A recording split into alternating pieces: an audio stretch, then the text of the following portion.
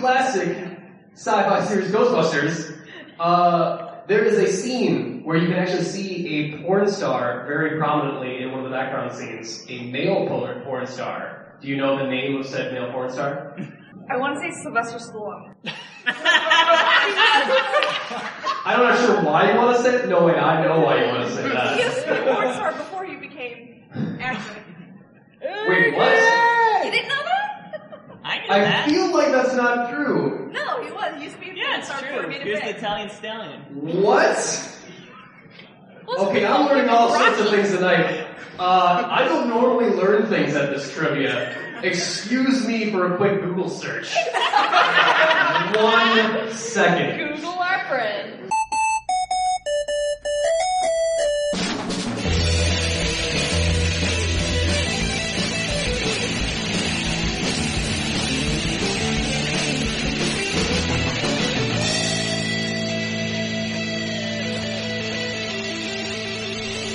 And welcome to the UGO podcast. Oh, another convention episode, Travis. I don't think we've stopped doing those. Well, we got one next week, too.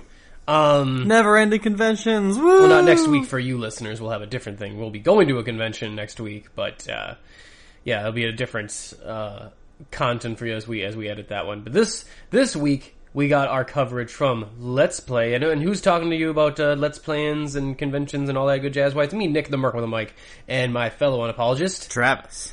And yes, we are back from Appleton. Not too far. Too far this time. We went back, and then we went forth, and we went back, and we went forth. So yeah, we had fun there at their first Let's Play convention. Mm-hmm. It was fun there. We met up with the guys running it. We met up with Zach Neal, who was nice enough to invite us. Pat from Gnome Games. We met. I made a new friend, Jason, who's our tech guy for that. Mm-hmm. Who's a really nice dude.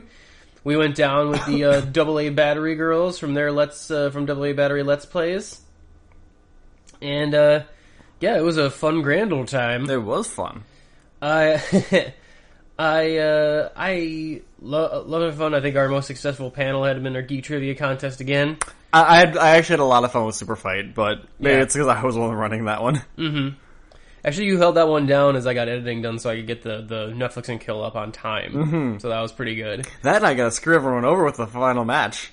Yeah, that's indeed. Where winning was losing or whatnot. Yes, that was fun. Yeah. And then, yeah, I liked our trivia contest that we ran. Yeah, I mean, a lot of people didn't know the answers, but it was a fun time. Yeah, it might be the most incorrect answers we've gotten at a trivia contest panel. Except for Overwatch question. Yeah, no one ever gets that Overwatch question. Yes, we get the one people that got it. But we did have a couple, we had a stickler for the rules. Cranes. Cranes. I don't remember Cranes. Yeah, I forget his first name. I know we had it down here somewhere. I'll have it in the description if not, because I think he's a stand-up or a local stand-up or whatnot. And he was fun because he was constantly questioning on what the fucking rules were. He was invested. He was really looking in for the my God, weigh-in. any sort of advantage he could get. I was like, but you know what? I can respect that guy because after a while I just started to do things just to kind of see if I could piss him off. He was like, no, you get a half point for what half? We're doing half points, and I'm like, yes. Ever since 30 seconds ago, we're doing half points, Cranes. Oh, and the time where you gave someone a prize anyway, even though it was on a steal or something. What can I tell you? I'm a fickle person. The rules are whatever I decide that they are. You're like a cat that way. I also shout out to Kara, Kitty Ear Kara, who did not have very many correct answers, but always had a story for why her stories were incorrect. Every single time. Except for the Steven Universe theme song. She didn't need a story for that one. Nope. I heard her singing some other Steven Universe stuff in the hallway afterwards, too. That was some fun stuff. We played Smashed Brothers with the AA Battery girls. We were taking shots and stuff, so that was fun. Yeah, good thing I drove home, because I just didn't take many shots. No, you were rocking that Smash Brothers boy. And, yeah, I did not do so good. I didn't even play as Bowser once, and usually Bowser is my go-to just because I think he's fun. But even though he's kind of a shitty character. Yeah. Depends, I guess it depends on the version, but I just don't like how slow he is. I don't know, I just like playing as a big giant dragon turtle. Yeah, nothing wrong with that. Yeah, we got that recorded, and I'll throw that up at some point. I don't know. We got we might have bed bugs or something again. I don't know, it's weird. That's a whole thing. We won't get into it, but we're like, I'm treating it like we do have bed bugs and just spraying the shit out of everything. It's either that or I'm a hive. Or there's some sort of, like, you're a hive, or what was I saying, the Men in Black character, for Vincent D'Onofrio's character for Men in Black? Yeah. A cockroach, just cockroaches coming out. That'd be weird. Yeah, we met a lot of nice people there. Let's see, I'm trying to remember, like, the names of the booths, the art booths. There's some art booths there, that was pretty cool. Well, we found somebody who has crying-inducing chibis. Yeah, we met up with Nozomi Neko again. That was fun. Always good to talk with her. Mm-hmm. I remember Lisa Sell, I think is her name. I remember her last name Sell because that's a great merchant name. Mm-hmm. And she had some nice resin masks there that were pretty neat. Yeah, Talked those with her are a nice. little bit.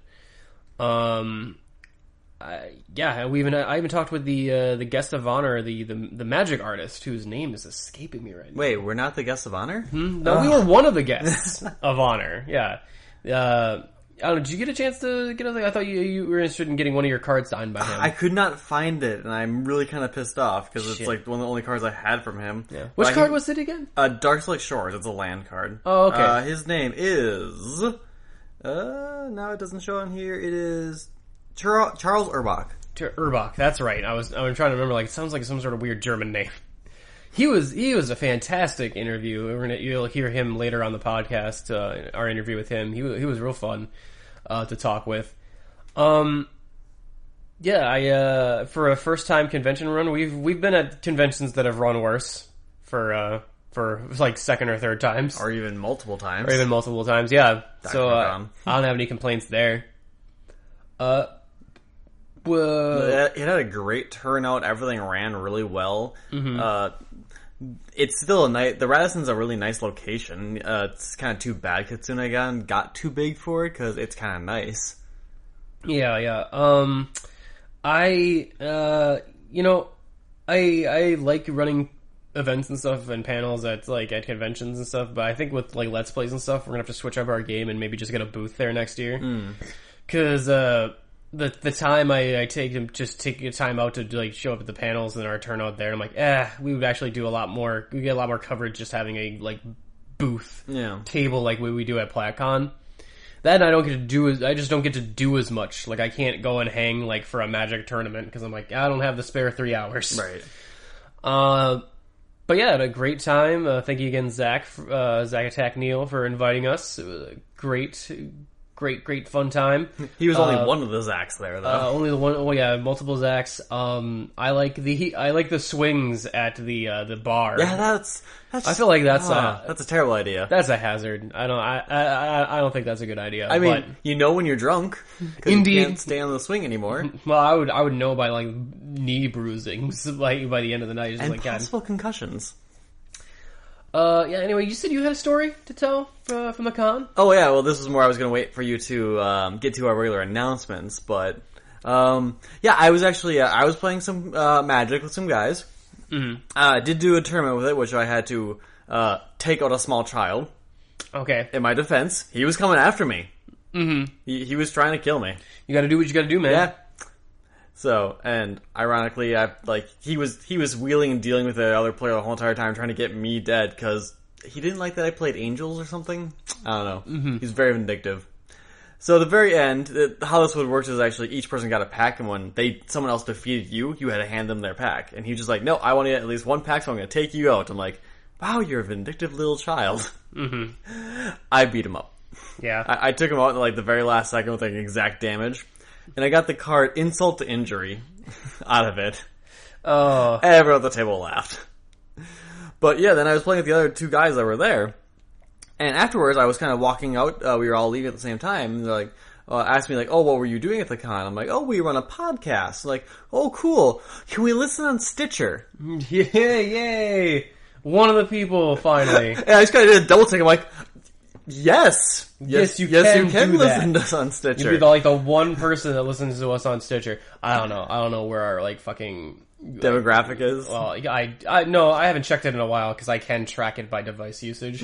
But we never had anything off of Stitcher. Well, we might have one. Nice. I do like your story of beating up the child. I was like, just like, man, Travis beat him so bad that he actually mistook him for his alcoholic stepdad. Speaking of announcements, though, we should get into those real quick. Always want to mention Tanner Heck Designs made the UGO of our logo. It's a great graphics design work for us. If you need some graphics design work done, he's a great place to check out.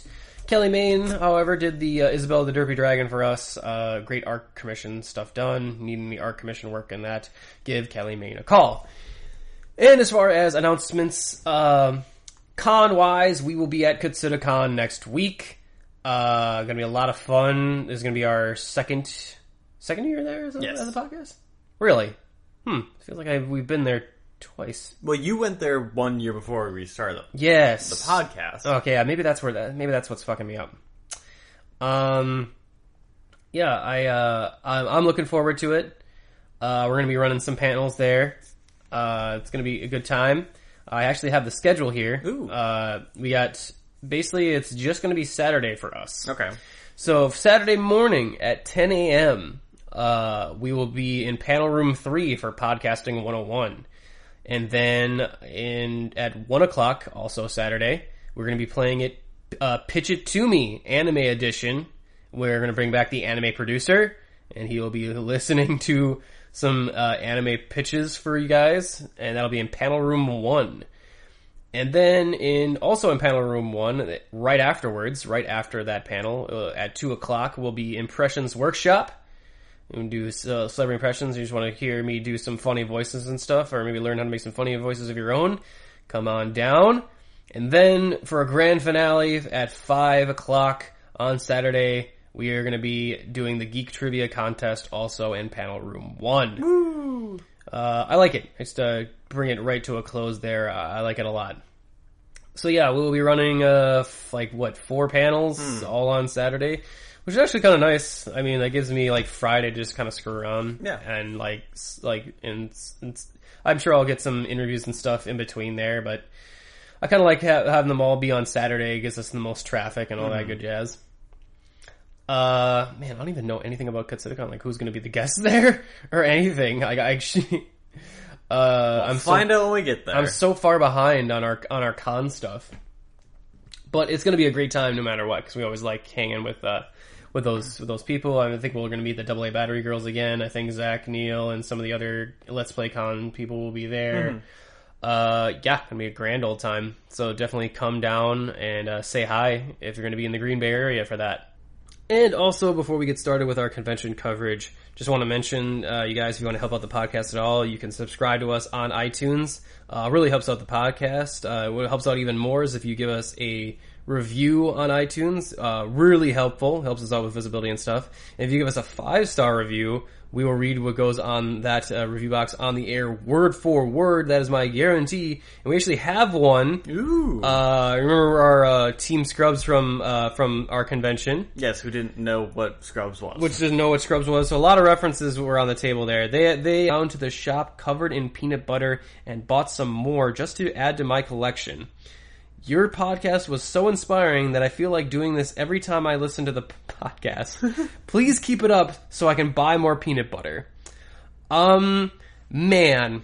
You know what? Now I'm just picturing some of our listeners covered in peanut butter as they listen. No, covering themselves in peanut butter, just rubbing it all over their bodies as they listen. And I'm getting a real, fucking Buffalo Bill fucking vibe from it. It puts the peanut butter in the basket. Otherwise, it gets the jiff again. Hey, you asked for weird ones. I did, and that one was super weird, extra crunchy weird, actually. But it went down smooth. So yes, thank you so much. That one dumb review team title, Team Scrubs. Great having you. We had a lot of fun at the trivia contest. Hope you can see you guys next year. With that, before we get into the news, we saw a movie. We did. We saw actually 2 movies, because we saw Baby Driver. Yeah, we saw that one too. And then we saw Spidey. And, I don't know, do you want to do a whole separate review for Spidey, or do you want to just, talk about it right now? Up to you, I guess. You know what? Let's just talk about Baby Driver for a minute, Okay. and then we'll see if we can't sneak in a Spider-Man review at some other point, because Right. I know I'm going to talk about that one for a while. Yeah. But spoilers for what I thought about it. Go see fucking Spider-Man, because it's pretty fucking good. Why are you listening to this right now if you haven't seen Spider-Man?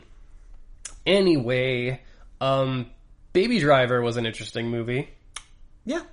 I mean, you seem to like it quite a bit. A lot of people are really glowing on it right now, and I'm kind of like, it's good. Don't get me wrong. It's actually really good. Well, I just feel like it's not Edgar Wright's best movie by far. The more we talk about it, the more I'm like, yeah, that plot was dumb. Yeah, there's just some certain things that like, and I think I think the main problem here is that it's not really a straight up comedy, like he's usually like his Cornetto trilogy was, or say Scott Pilgrim, Right. And so you don't get the leeway of just people doing dumb stuff or things not making sense because like, well, it's a comedy, you can't take it that seriously. Right. This is a fucking crime movie where people die in pretty horrible ways, and you're supposed to take the mortal danger of it really seriously. So when stuff doesn't add up in the plot, you're kind of like, eh. But that being said, just from a technical aspect of just how the film is edited, really good. Like sound editing, how the action is in time with the music. It has really good scenes. Yeah, they have the whole first heist is set to the song Bell Bottoms, and it just runs through the entire song. Rather than the song being cut to fit the action scene was shot to fit the song and storyboarded. So the tire squeals and sirens of the car match the notes of the music. Like doors opening and closing and bullets match notes in the music. It is really cool. Like there's a whole shootout later to the song Tequila. There's a Damned song in there. I think they play in one of the other heists. And Queen. And Queen. Yep, Queen makes an appearance. The soundtrack of the movie is just great, and they did such a good job working with the soundtrack. Yeah, indeed. I mean, the soundtrack is basically the main focus of the movie. No, it is basically Edgar Wright's playlist, and I can totally get it, but it is like it's the definite. Like I know many people have said, like many podcasters, reviewers, and stuff, they've said this thing, but I just gotta say it to agree with it. Is just that it's the definition of style over substance. Yeah, I agree. It is like it's all style, and if that's what works for you, and that's why you're there. Yeah, it's pretty cool. It's pretty good then because it is stylish. I don't like that. Like the whole second act is basically this other movie. Yeah. Like because I don't like the two actors, like Ansel and Elgort playing Baby, and his love interest. I'm kind of like, oh man, these guys are the weakest actors out of the whole movie. Yeah. It's not like they're horrible. It's just that like Baby doesn't get a lot to do, and he doesn't sell his like quiet veneer like he. Like he reminds me of the movie Driver, where Ryan Gosling did the same thing. Like where he was a man of very few words, possibly autistic, and he sold that a lot better. And in this one, you're acting wise, you're there for Jamie Foxx and John Hamm and Kevin Spacey, who is fucking amazing in this. Also, I mean, from minute one, I just kind of don't like Baby. Yeah. Like, I don't like him. Like the more I think about him, I get why people want to beat the shit out of him all the time. I totally get it, because I kind of like, from that opening sequence where he dances in the car, it's kind of reminds me of like, oh, so it's kind of like the opening to Guardians of the Galaxy. Except, why do I hate this? And the reason I hate it is that in Guardians of the Galaxy, one, it's a comedy. Yep. Two, it's his own life that he's being cavalier with and having fun with. Plus, he's not in immediate mortal danger of, robbing a bank. And in this one, it's like, hey, it's a fucking tense situation. People could be dying in that bank. He has no idea, but he's kind of like, yeah, I'm having fun. I'm like, okay, but then later, you're supposed to be sold on he cares about people. And I'm like, not in that scene he didn't. No. He didn't give a fuck in that scene. Which is fine. I can get behind a character that doesn't give a fuck. Yeah. I do that all the time. But you can't have your cake and eat it too. Well, they made a big point of like, oh, well, when blood's on your hands, it's going to be a really big deal. And it wasn't. Oh, and then we won't spoil it, but later it totally is not a big deal. Like he does not really care, but yet we're supposed to be sold on that he's such a good guy, and I'm like, he's not that good. Like, No. I mean, I get that he's in a bad situation. I sympathize. Yeah. But at the end of the day, he's not a great guy. Which at the end of it, I do like that he does get a form of comeuppance near the end. But yeah, I would highly suggest you go out and watch that because that's it's actually a really fun movie, a great original film. Yeah. I mean, we really see nice. so few of those lately that... Well, between this and Get Out, I'm kind of like, wow, it's really a interesting year for cinema. Mm-hmm. And yeah, I really enjoyed it. I think that if you are a music freak at all, because I'm not even a big music music nerd or anything, but I'm like, if you're into music in any way, this is going to be really cool. Because like they do a whole walkthrough later. Remember the montage or whatever, him going to get the coffee, where during the song you'll see the lyrics to the song in the scene, like on the street. Yep. Or in a sign in the background, or like the sound effect will like go off, or like someone will say the word that that is being said or something. And it's like it is really cool, and I really did like it.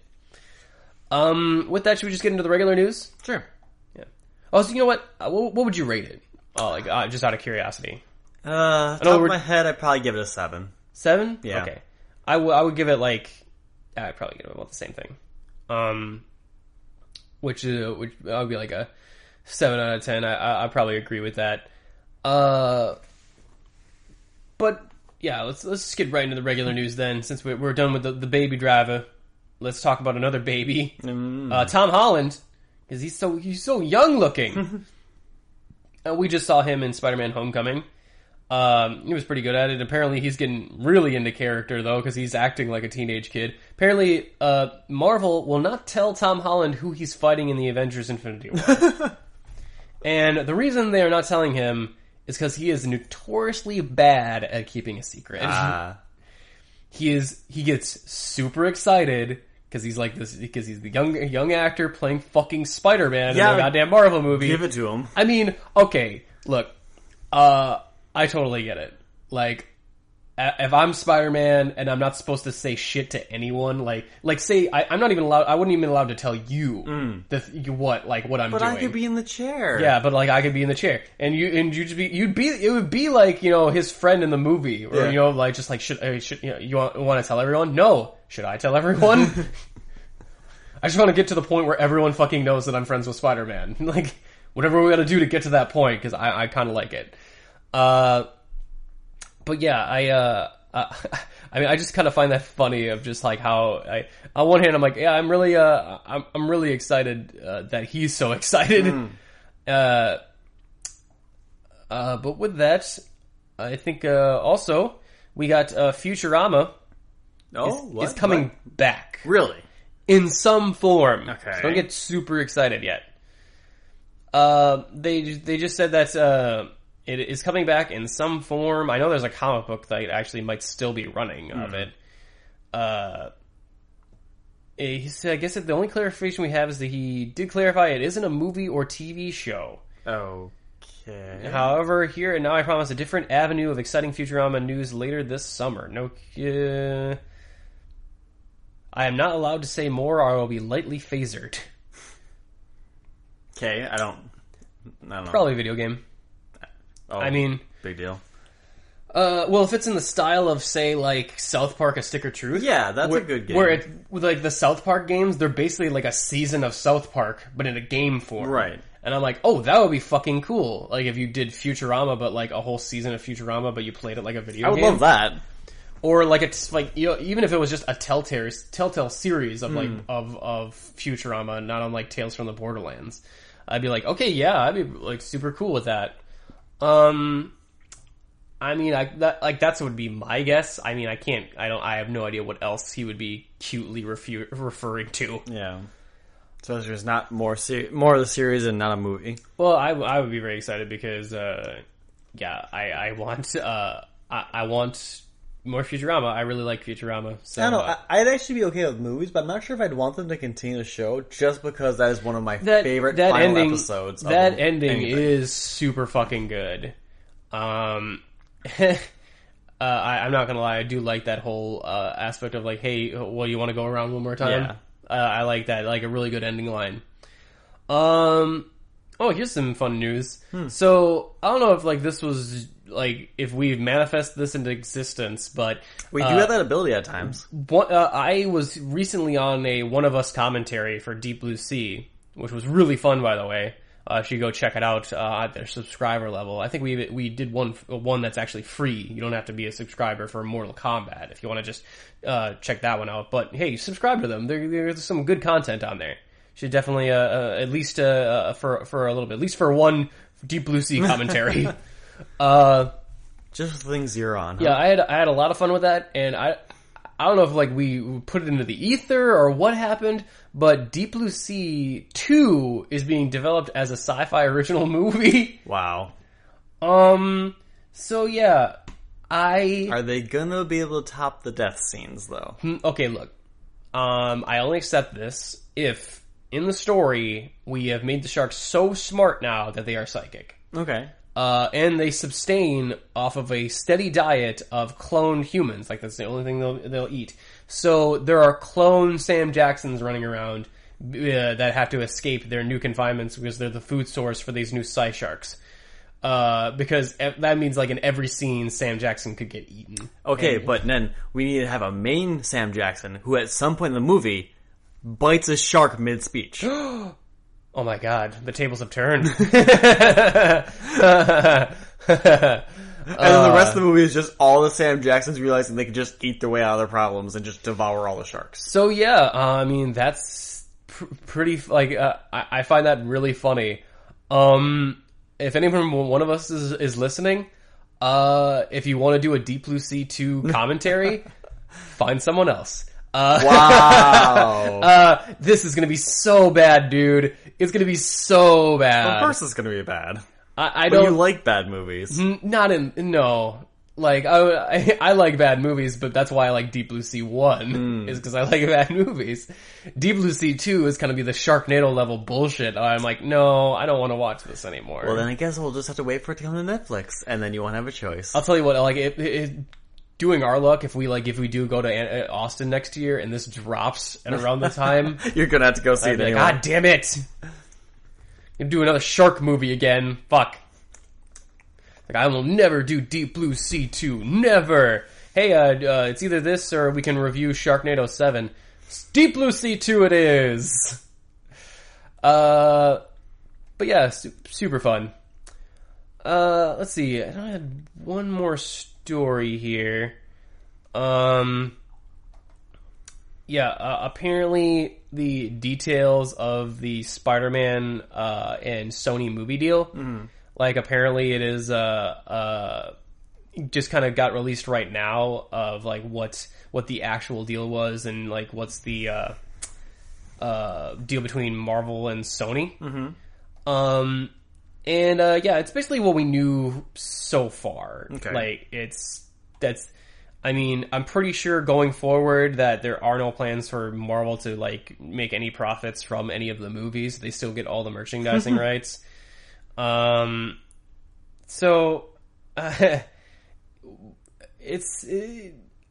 mean, I think, what was it, the New Deal terms,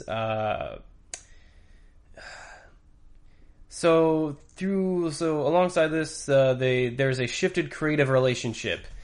Through the old deal, Marvel still had a lot of say in the Spider-Man films. They exercised some degree of refusal on what was used. They do own the brand, just not the movie rights. God, that fucking confuses me.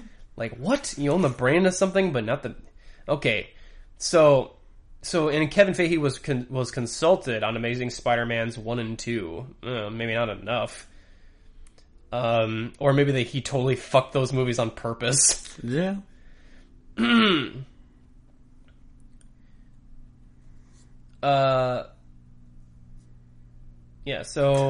guess that through the new relationship, both studios hold way on important wider decisions, including casting and general character arcs. So before, Marvel was in kind of just say no to certain elements kind of consulting role, and now it is kind of a full partnership, which is basically what everyone kind of assumed. Right. So as regards to the Venomverse, well, now they're calling it Sony's Villain Universe or whatever. I don't know. Maybe because Dark Universe is already taken. So, yeah, apparently, Marvel will still have, like, since it is their brand, they still have some say or whatever, but it's more like the old deal with those ones, where they're basically just Sony's thing. Disappointing. But if they were, I guess they're gonna operate at standalone films, but, apparently Marvel might have the option to consider them part of the canon of the MCU. But I doubt that will happen because I can already see them being way more contradictory to the Marvel Cinematic Universe than any of the other movies because they don't really have to be as slavish. So I'm even if they do have the option, I don't see in a scenario where Marvel would let them be part of the canon. No. Like, there would be no fucking reason to do that. It would just confuse people more than anything, and, yeah.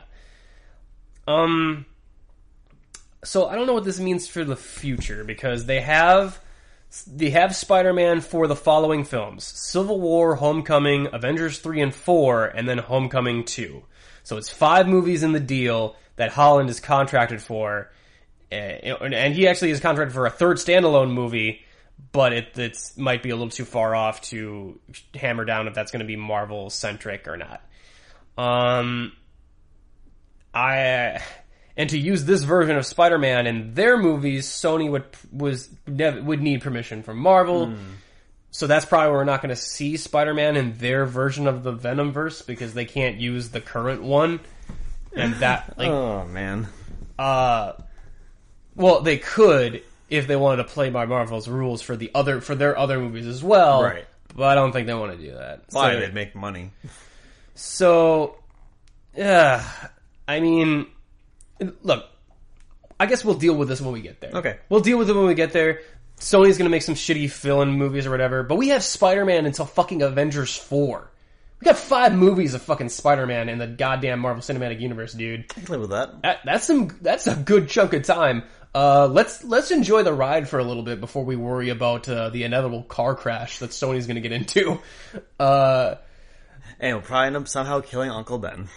But yeah, with that, should we just wrap this up and get into some of our con content? Sure. Well, not doing any trailers, or No, we'll take a break. Okay. We'll do some interviews, then we'll come back for trailers. All right. We'll break it up a little bit. We've already been talking for like a half hour. So, but yeah, with that, we're gonna take a small musical break, and we'll be back right after this. Spider-Man, where are you coming from, Spider-Man? Nobody knows who you are. Spider-Man, you got that Spidey touch, Spider-Man. You are a web-slinging star. In the anime Cowboy Bebop, it has one of the great endings of any anime, really any animated series in my opinion. And it ends on one last spoken word by Spike. Do you know that last word that he speaks? Last word, and then it fades to black. I'm gonna say shit. Hey, not a bad guess. I just happened. That's not one word. And you already had your guess, so... And wouldn't that, I'm out of ammo, wouldn't that be followed by shit? I feel like that would be, you know. I went for it. But anyway, we're gonna give it up for the steal. Does anyone can do the steal? Carlos? Cowboy. No. Not a bad idea. Anyone want to guess Bebop? Because that's also incorrect. Yes? No. No? No, the Darth Vader? No, that also is not correct. Team Strums, you want to yell out some funny guess? Yes. Yes? Let's go with yes. Oh, you're going with the opposite. Wow. Daring. He just looks up and is just like, yes. God, this panel's gone off the rails. I'm really glad we invited you up here. I don't regret it at all. That is such a magical thing. Like, at all. And welcome back to the UGO podcast. Getting some more interviews here at Let's Play down here in Appleton. Having some real fun. Still here at the cosplay contest. I'm actually here with the judges. Getting the inside scoop here. Getting behind the scenes, guys. Okay, so who's bribed who? What's going on? Well, first let's get some names, and then the names of who bribed you. Let's get it in sequence. What's your name? My name is Erin Hanna. I cosplay in a group called the Foam Corps. The Foam Corps? Yes. Oh, cool. Do you have an Instagram or something so the listeners can go and see it? Facebook. Facebook. Yep. Facebook at, It's, FOAMCORPS, and, it should be pretty easy to find. We're the ones with a bunch of costumes on our profile picture. Yeah, you'd be surprised how many people have costumes in the profile picture. I have costumes in my profile picture, but they're not for, listeners don't look at my profile. Avert your eyes. And what's your name? Brendan, also from the Foam Corps. As for who bribed me, Sergei Kislyak. I love it. We're getting topical on this one. Getting political on it. I love it. Anyway, also... Hi, I'm Beth, aka Bethu. I'm part of VersionWorks. I'm not part of Foam Corps, and I'm also on Facebook and, Instagram and Twitter. Instagram and Twitter, I'm under Blue Tie Designs, and Facebook for VersionWorks is VERSSENWERKS. And technically my friend that's standing here that you can't see is the one who bribed me to come. And, yeah. The Puppet Master. The Puppet Master. See, I didn't expect to actually get names. I love that you fingered people, that you were all in the open about it. Plus, that's a woman that knows how to plug, a woman after my own heart. I like it. Anyway, so is this your first time judging a cosplay contest, any of you? Yep. So Beth is an experienced old hand, so we're really following her lead. It's the first time for the both of us. We've competed constantly, all the time. Sure. So we do have a decent idea, but we're not totally blind for, not totally shooting in the dark. But yep, first time. How you liking it so far? Oh, it's really fun. Yeah. I get to make everyone so uncomfortable. And you look upon them in judgment? Yeah, I'm great. I've been saying all weekend, I'm great at judging. Like, I'm super judgmental. Like, I'm gonna be amazing at this. I feel like later you're going to want me to edit some of this. Because we're learning a lot of dark stuff about you right now. No, it's I have no secrets from anyone. And no filter. So Beth, you're an old hand, as they say at this. How's this con treating you? It's treating me very well. I'm actually doing many duties this week, and I'm selling in the Artist Alley. I also ran a couple of panels, and then I'm helping judge the cosplay contest. As they said, out of the three of us, I have all of the experience. I have been been competing since 2003. I have been judging since, I think, 2007. So I've judged contests of many different sizes. I've competed at conventions, basically at ACEN and won multiple awards. And I also, fun tip about Erin is we both competed in the C2E2 Crown Championships of cosplay. Oh, sorry, I forgot you did too. But all three of us have, and both Erin and I have won awards at C2E2, which is a huge accomplishment. And one of my shining moments in my cosplay career. That's a big thing right there. Yeah. That's big. I want a novelty-sized check. Like a big, funny check. Like one of those big ones? Yeah, What were you? 6 feet long. What was the cosplay of? So it was from Warhammer. Actually, we did run a Warhammer panel here yesterday too. It was from Warhammer Fantasy. I don't know if you're familiar, but there's an evil chaos god named Khorne. He's a god of blood and rage and nice things. Murder, yeah, like nice things. Really speaks to you as a person. A little bit. His slogan is blood for the blood god, skulls for the skull throne. And so I made a Khorne barbarian, and I took second overall, which is extremely exciting. Yeah. Great. That's fantastic. Were you cosplayed as a Warhammer as well?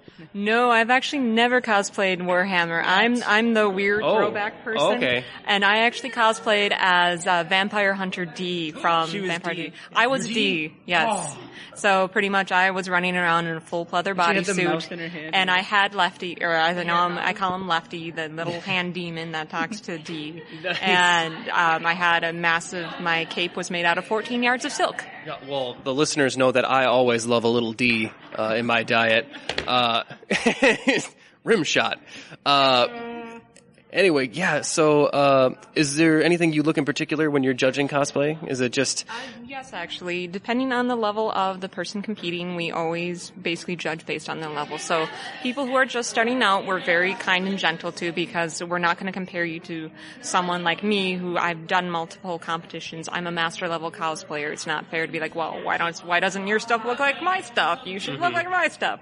So we judge accordingly based on the level. So the more advanced a cosplayer is, the more we will be critical of what they do. Did they finish their seams? Did they seal their paint? Did they make sure that everything looks very clean, very nice, very presented?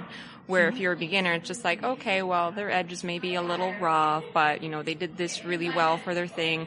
They upcycled materials very well because they might have a very, very small budget. So we try to judge accordingly, and the biggest thing is, regardless of your level, I and everyone who cosplays should promote, like, hey, you're doing this is great, I'm proud of you for coming forward and being judged, because it's a scary thing to present yourself in front of people you don't know. Take some guts, and then to also, besides getting judged, go and walk across a stage in front of people you don't know and present your costume for everyone to see. And that's why some people come to conventions, to see the costumes and see people walk across stage, so we can cheer loudly for you, be happy that you're on stage, because that's one thing that a lot of people haven't done. They haven't walked across stage and been like, look at what I made, I am proud of what I've done. So I love seeing anybody and everybody take a chance to potentially compete. It's okay if you decide it's not for me, I don't want to do it again, but you tried, and that's a very honorable thing to do. No, I think that's fantastic. And with that, I think that's a perfect place to, on that up note, before I can sneak in another dick joke in there at some point. Yeah, that was fantastic. Thank you so much for taking the time to talk with me. You're more than welcome. Absolutely fantastic. Thank you so much. Have a great day and a great rest of your con. You too. And welcome back to the UGO podcast. Still here at Let's Play in Appleton, and man, I am having so much fun getting here at Artist Alley here, and I'm looking at some really neat masks right now, made by...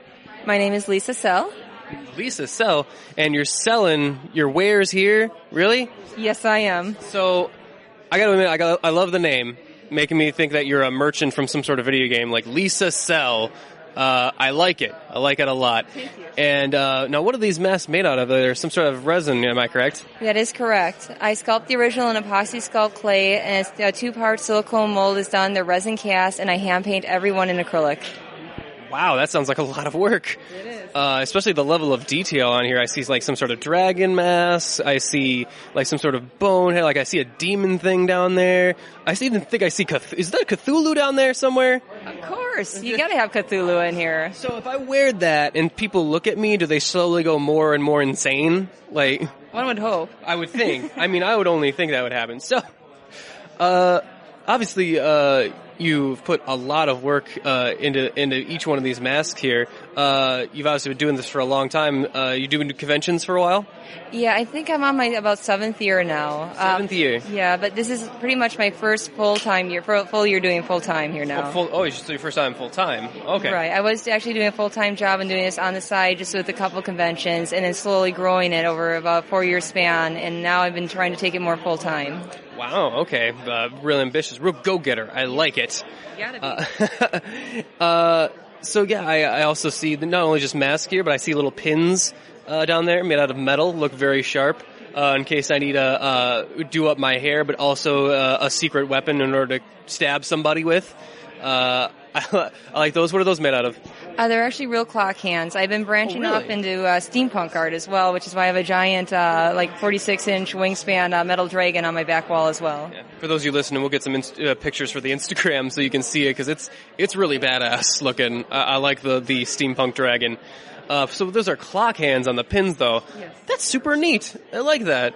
They look like petals, but now that I see the clock hands, now I can't unsee it. But also I see some interesting, resin statues over there. I see a dragon sleeping, and I don't even know what that is. The forest creature? Living hill. A living hill? Yes. Wow. Living hill. I get it. But I also see really cute, adorable little dragons. Those are so cute. Where did the design come from on those? His name is Junior. He's the first of a cutesy critter line that I just launched last year. I'm going to be trying to do one new critter every year. The next one actually is going to be a baby griffin named Griff. He should be coming out by the end of the year. They're just going to be adorable. Junior and Griff, playmates for life. I like it. At a convention like this, obviously, you interact with some of the fans and stuff. You had some fun interactions. I just saw you teach 2 children how to draft in Magic, so that was pretty fun. Have you any other fun fan interactions at the previous conventions? Oh, definitely. This is actually one of the more smaller conventions I've done, but being local, I definitely want to see it go and grow. There's countless stories. I mean, everybody's so unique and so passionate about whatever they come here to be involved with that you just gotta love it and embrace it. Indeed. And speaking of embrace, I gotta figure that, looking at all these masks right now, I figure that it's only a matter of time before, and I see glasses here. Well, what is this? Is this, so you can put little glasses in there just in case you can't see? Oh my god. Oh! And they go on top of glass, like that is so They're actually masks for glasses, so visually impaired people actually now have mask options. That's so considerate. It's a design I made about 4 years ago. Nobody else I know does it, and I kind of have a little cult following because we need options too. I have glasses as well. Yes, we can't just for us contact people. We're not the superior race. My blonde hair and blue eyes make me that. Anyway, Aryan jokes aside, how often has your booth been bought out by someone trying to recreate the Eyes Wide Shut, like, sex orgy scene or something? Because that's, like, whenever I look at the demon mask, like, that's exactly what I think of, and I get horrible, horrible nightmares. I try not to think about that. I think people just come more to appreciate the designs and that. What they do on their own time, I like, you don't even think about it. You're better than me, because I would just be like, I don't know, what is this for? But no, thank you so much for taking time here with me. Pleasure to meet you. Pleasure to meet you. Would you like to tell the people where they can find, if you got an online store, where they can find their own resin masks that they might purchase? Sure, definitely. I do have a shop on Etsy. I don't always have it stocked, so if you see something in the photos you might be sharing and it's not on my shop, don't panic. Just contact me and circle it, and we can maybe talk if I have it in stock. But I am on Etsy. Just search for Lisa Sell. Otherwise, if you just want to follow me on Facebook, just look for Lisa Sell Artist, and I usually show some of my new stuff or where you might even be able to find me. I do shows all over the U.S., even down to Atlanta, Georgia, from Wisconsin. So, I mean, if you want to find me, check out my page. A real roamer. You walk the lonely road, but it is the only road you've only known. It's the con road. You gotta love it. The con road. I like it. Well, thank you so much again. Have a great day and a great rest of your con. This is Nick with the UGO podcast, getting some more interviews here, getting some art interviews here at Let's Play down here in Appleton, Wisconsin. And I'm here with a repeat offender.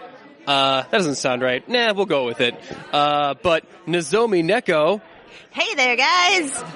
Now, I wanted to come over here, especially since you did some commission work for us recently. And you, now I'm going to name you Nozomi Neko, the tear inducer. The inducer of manly tears, because we did a crossover with the We Are Air guys, and they actually started to cry. Your commissions were so cute of them, of the little Sora and little Mass Effect. So, good job. Thank you very much. I never expected to be able to make grown men cry, so that's exciting. So while I got you here, how was the process of making those commissions for us? Because they were so much more detailed than even I thought that they ended up being. They turned out so good. What was the work like on it? It was kind of normal, like the same kind of work that I usually do. But it was fun. It took a little bit longer than I had hoped, unfortunately. But, I really enjoyed doing it. Like, doing the details on the Mass Effect armor was tedious, but it was also a lot of fun. Because that one does have a lot of details. Although Sora's has got some buckles and weird stuff on his thing, too, so imagine that was a lot of detail. And, yeah. As far as the length, don't even worry about it. I didn't send any of those angry emails that I typed up. I had a whole thing, but they took so long to type up of me just yelling obscenities. Of where are these commissions? That I got tired and I just ended up sending them. So, my anger was outweighed by my laziness. So you won out on that one. Lucky for me that you're lazy. Just kidding. I would never. How could I ever yell at you? You're so cute. Aww. It would have to be online, because I don't think I could yell at anyone as cute in person. But then again, I'd be looking at one of your avatars you probably created, and that would be too cute to yell at. So you got me in a bind. You got me with my hands tied behind my back here, internet rage-wise. But yes, you're here at Let's Play, selling some of your wares, your booth and stuff. I see some of the returners ones. Of course, my favorite, Mr. Bubbles, the Mr. B one. Anything new here that I haven't noticed yet? I'm not sure.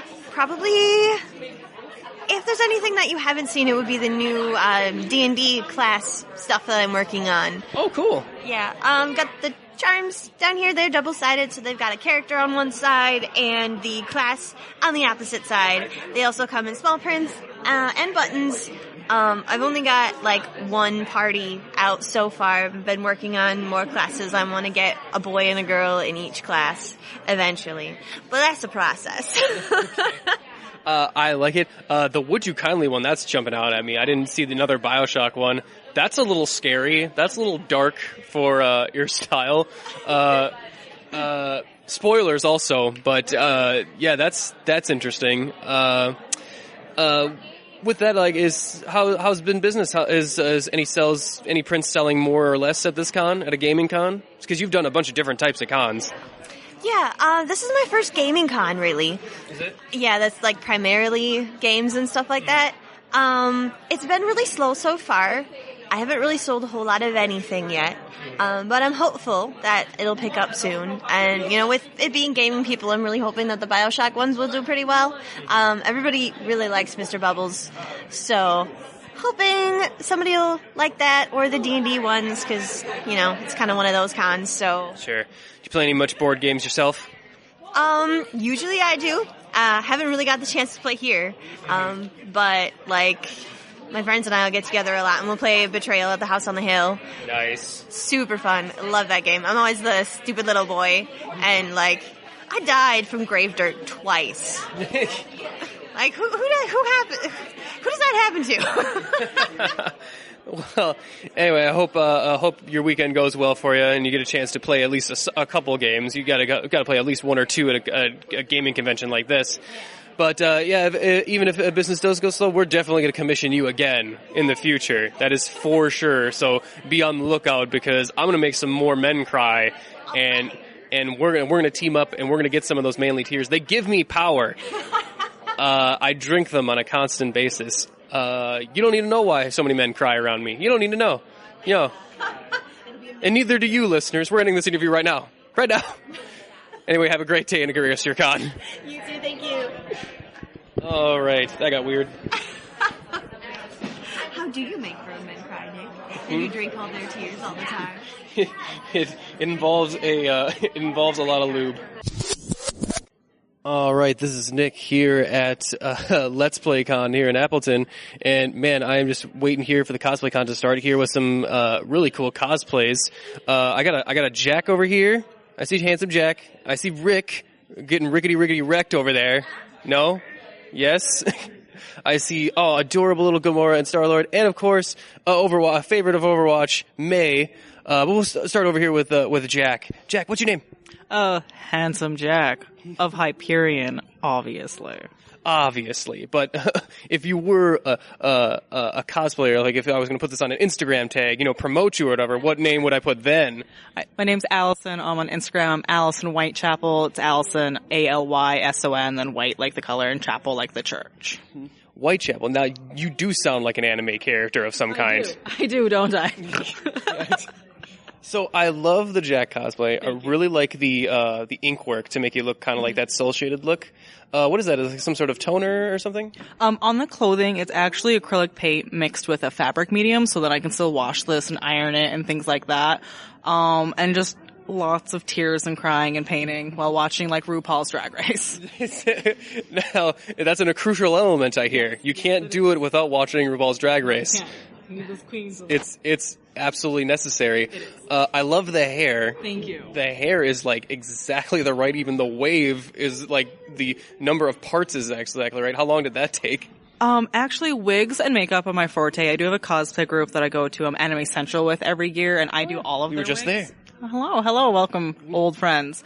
So I want to say the wig probably took me less than 5 hours, including the painting and like the sewing and the extra wefts and removing wefts in the back. That's not bad for a wig. 5 hours? Not too bad. I'm pretty proud of it, actually. There's still things I want to work on with it, but for now, I'm content.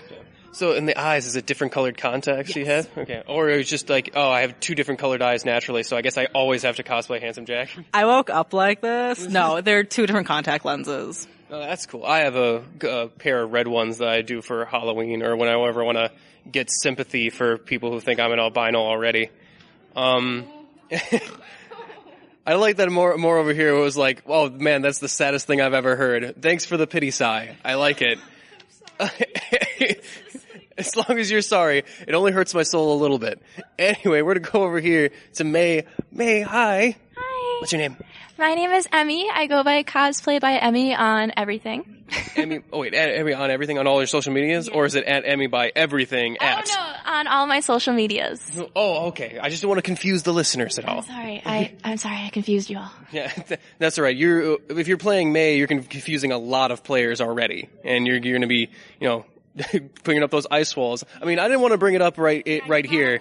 Oh, man, you brought it up, and I'm a little triggered. I'm not gonna lie. Okay. You don't have your tank or gun with you, though, but you do have this adorable little, because you're one of the variant skins, right? Mm-hmm. Which one is it exactly? This is the Snow Plum skin for May. Snow Plum. Mm-hmm. Oh, okay. And I love the little face and stuff so what's this made out of? This is made out of styrofoam and some little clay. So he was pretty easy. It took about a night to do. Oh, really? And I like all the glitter. Very good. Yes, always have to have glitter on everything.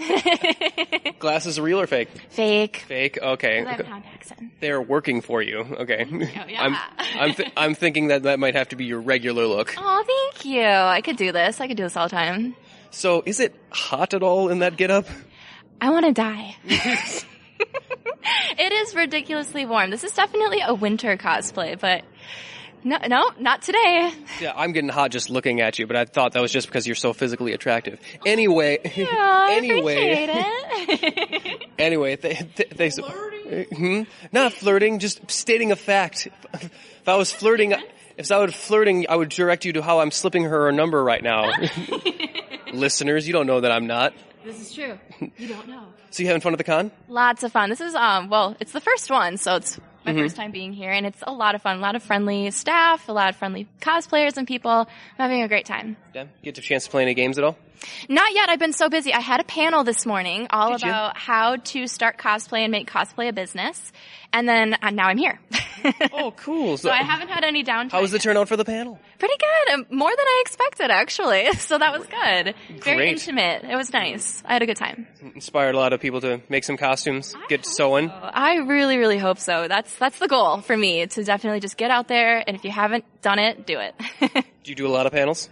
This was my first one. Your first one? Yeah, I was so excited. Oh my god, I can't even remember my first one.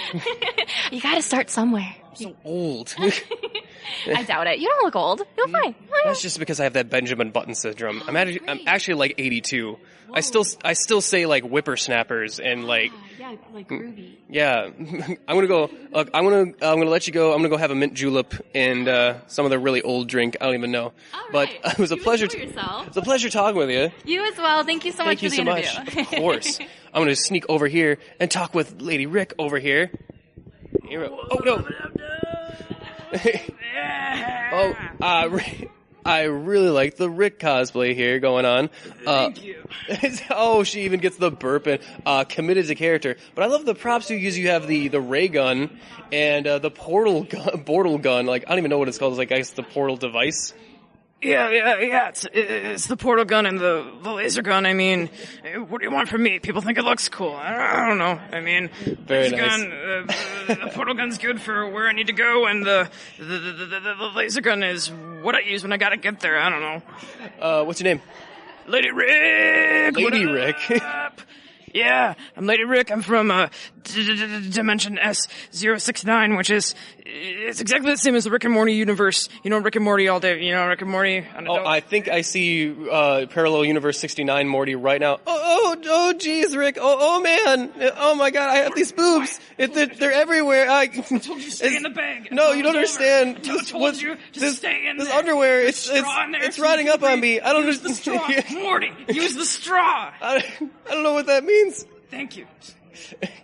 I'm sorry. I'm sorry about Morty. I love him. He's an idiot, you know. Yeah, I do get that feeling off of him.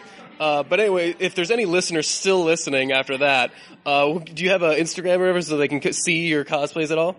Nope. I just sort of like make my own stuff and whatever. I'm not on the Instagram. I'm on the Facebook, if that's what the kids are calling it. The Facebook, the interwebs, the interlocking. Nope.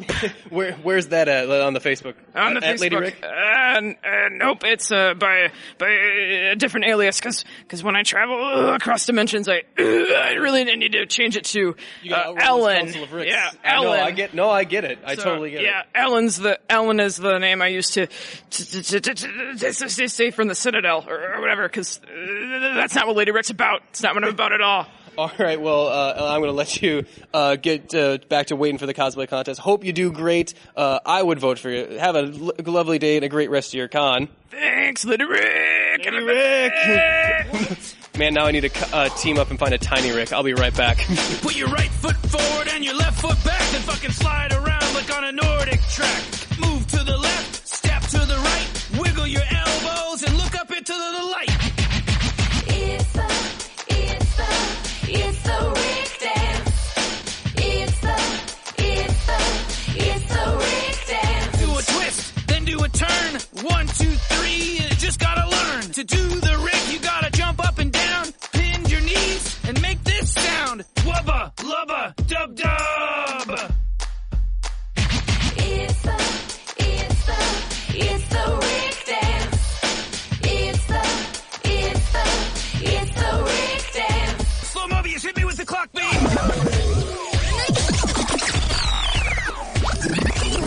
And welcome back for the trailer talk on UGO podcast. Oh my God, I'm so excited. Hopefully you enjoyed our previous interviews and stuff for Let's Say Con, but we got more important stuff to talk about than those awesome con goers even. Do we really? Yeah, yes, we got to talk about some storms, Travis. They're coming? On a geological scale. Like, one would even call it a geostorm. No one would call that, because that's dumb. That is a dumb title. But a dumb title that, I can kind of respect. It's you can't believe that that's the name of a movie. But, not in a Sharknado 5 way of just okay, someone sold out. But, Geostorm is just yeah, someone said, Geostorm. I like it. Rad. But yeah, let's see what Gerard Butler is doing up as a scientist. I believe it. I mean, I think he's coming off as more authentic than even Mark Wahlberg as an inventor. Actually, I will believe that. Or Mark Wahlberg being an inventor. I'm sorry. Let's give that a watch. The Senate committee will now hear from Jacob Lawson, Climate ISS Chief Coordinator. May the record reflect that he was nearly 1 hour late. Yeah, sorry about that. I literally had to fly in from outer space. Thanks to a system of satellites, natural disasters have become a thing of the past. We can control our weather. Mr. President, one of our thermospheric satellites malfunctioned over Afghanistan. So your proposal is what? We shut down all satellites. I don't need to remind all of you how many people died from catastrophic climate conditions. Make sure there's no further incidents. Are you going back up to space? I'm coming back. I promise. Have a safe trip, sir. Just don't touch anything. Main engine start. I didn't want to launch it. What did I say about not touching anything? Jack Lawson? You look much older than I would have thought. I mean, you look good. Am I getting fired? My access has been blocked. So satellite has a bad comm, that happens. Not a satellite. All of them. This wasn't a malfunction. It was intentional. There's potential for catastrophic weather events on a global scale. A geostorm. We have to shut the system down. The only one who has the kill codes is the president. I need your help. You're soliciting a Secret Service agent. Seriously? We're kidnapping the president in a self-driving cab. Yeah, you're Gerard Butler. You're supposed to be protecting the president. What the hell? Right? He's up in space. Jake, if you can't stop it, no one can. 3, 2,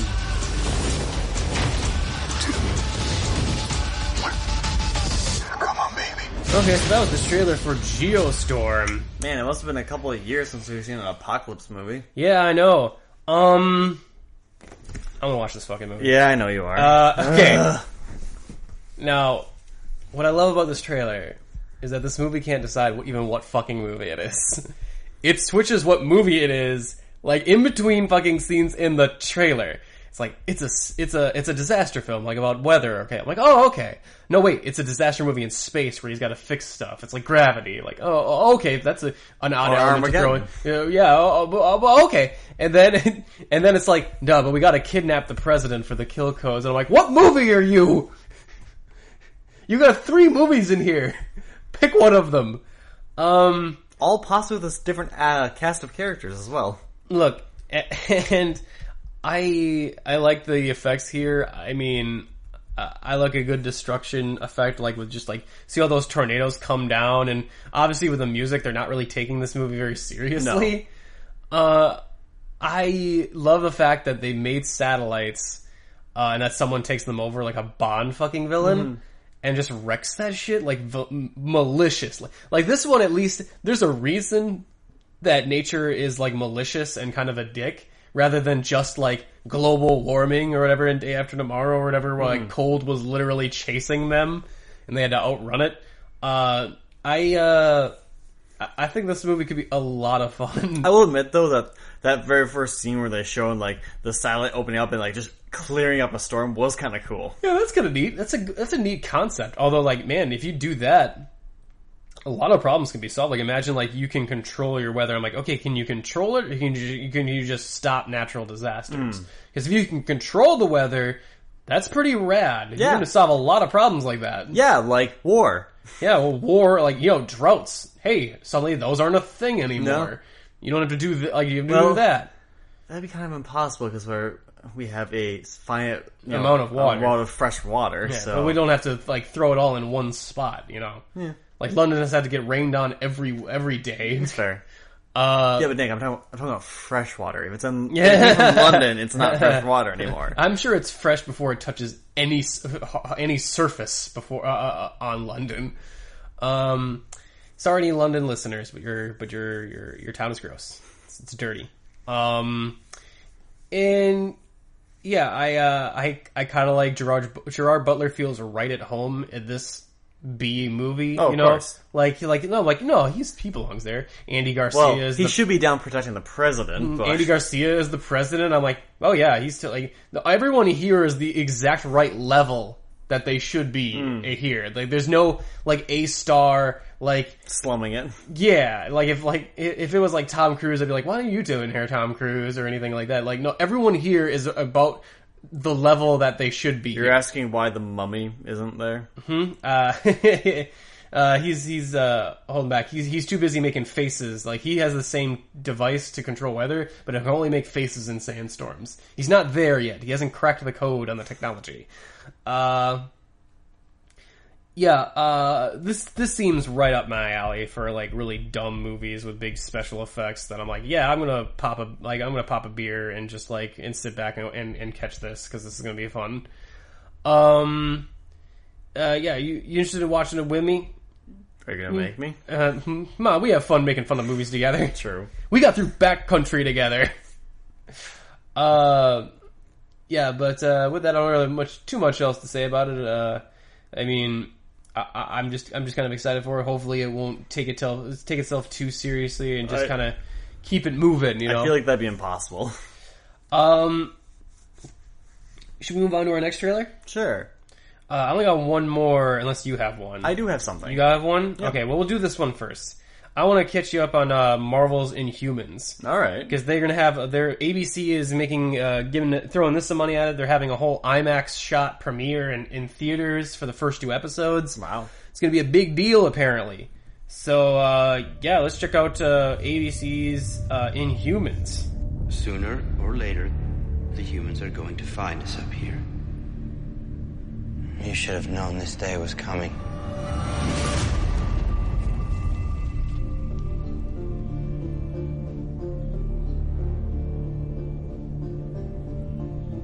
Are we supposed to follow our king and remain as silent as he is? What's Starfire doing there?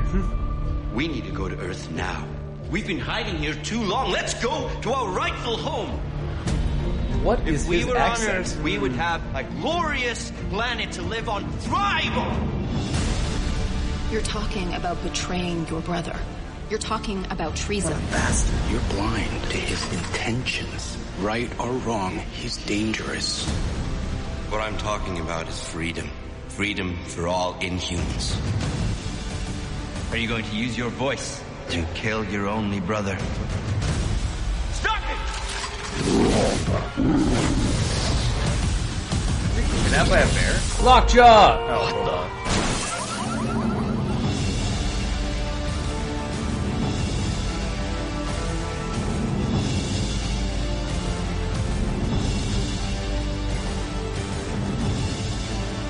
We will not let anyone or anything stop us. We will create our destiny.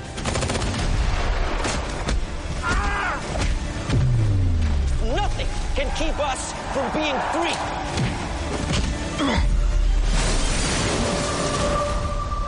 So yeah, that was the trailer for Inhumans. So are you gonna have a silent protagonist for the whole entire show? Because he like destroys the world if he talks, right? Yep, that's Black Bolt. He can't talk, otherwise shit gets fucked up. Yeah, I don't know what the plan is. I have a feeling that they're gonna find a way for him to talk. Yeah. Which I don't like, because I thought it would be cool to have a whole show, like if, say this was on FX or something, you could like, go have a whole show where he doesn't speak, and have to either use Lockjaw or like some other people like to kind of infer what he's feeling.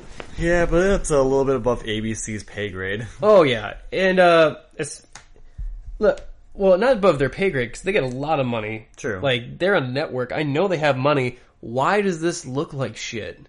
Like, why do all the costumes? Why does it look like fucking Terra Nova or fucking like I mean, Lost kind of also had this same kind of veneer, but like to a lesser extent. It just doesn't look very good. Like, it looks like Agents of S.H.I.E.L.D. and Agents of S.H.I.E.L.D., like, I know they have a budget too, but like, why do they always look like the lesser versions? Like, one episode of like Agents of S.H.I.E.L.D. is probably like a half a season of a Netflix Daredevil or something. Like, that's the dissonance for the fucking money that we're talking about, how much they can throw at it. Wow. And it's like, why do the ABC shows look like that? Because they like, that's the producers, that's what they kind of like as a look. And I'm like, it looks fucking cheap. Like, it looks like cheap fucking programming. And Medusa is all sorts of fucked up. She's the one with the red hair or whatever. Okay. Got her looking like Starfire. I don't know a huge ton about the Inhumans. Imagine Game of Thrones, but like in space on the moon with superheroes. Okay. Yeah. It's pretty cool, but of course they don't want to do that for the whole season, so they gotta have him running down on Earth, and like that's where the conflict's gonna be. We got Ramsay Bolton as Black Bolt's brother, gonna be trying to take his place. Man, he's just always doing that, huh? Yeah. Lockjaw looks like shit. His CG is just like... I feel like they just took a picture of a dog and used a copier with an enlarge function. It's some Photoshop bullshit. Yeah. And I love Lockjaw. Like, Lockjaw a lot. In fact, I mean, the fact that I'm seeing Lockjaw on a fucking network TV show is just be like, damn, like, people are gonna know who Lockjaw is. That's weird. Yeah, he's a teleporting dog. I kind of guessed that. I thought he was a bear at first. He's a big ass dog. He's not supposed to be that big, I don't think. But I don't know, it could be. Black Bolt's a little bit bigger in the comics, so it's always been kind of a weird size thing. This looks awful. Like, I'm not gonna mince words about it. It looks like really bad. The only thing that could save it is if the main actor on Black Bolt, if he doesn't end up talking, if he can really sell the show in a silent way. But I know they're going to find a device for him to talk at some point, and then basically... Which basically defeats the character. Yeah, it defeats his whole kind of thing about him. Like, otherwise he's just Black Canary that can yell at stuff. But yeah, it just doesn't. I don't know. You don't know the comics that much. You haven't kept up with the ABC shows like Agents of S.H.I.E.L.D. What did it look like to you? Like, since you got fresher eyes on it, it looked like Agents of S.H.I.E.L.D. Did look like Agents of S.H.I.E.L.D. It looks like Agents of S.H.I.E.L.D. was trying to do a spin-off in Wakanda, but couldn't afford it. Mm-hmm. So they did it on the moon. The moon. Yeah. So Mark Mia is pretty disappointed in that one. I don't think. I mean, you know what? I will probably give the first 2 episodes a try if they're going to do that whole, like, you know, as a movie sort of thing. Yeah. I mean, I can give it a shot, but as far as like really a trailer really impressing me, this one did not do the trick. No. I'll tell you what. Do you have one then before we wrap up trailer talk? I do have a trailer. Ours is not quite a movie one. Okay, it's not a movie. Is it? No. We got another video game trailer. Yep. Oh, okay. We got an Overwatch trailer. Yep. Oh, the new character. Indeed. Very nice. Doomfist. Humanity has always been tested. Conflict and war is the crucible through which we evolve.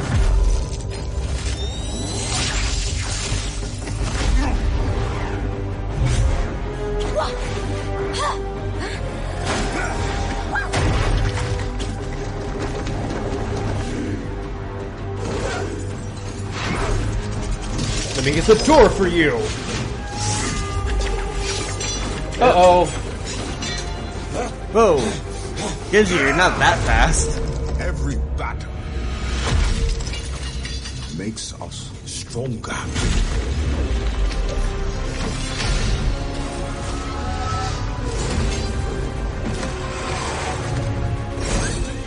Damn it.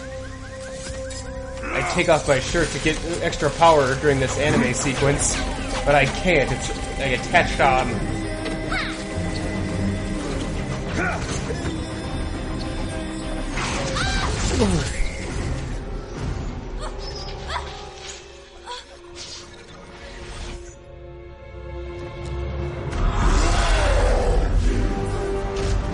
That's my trigger!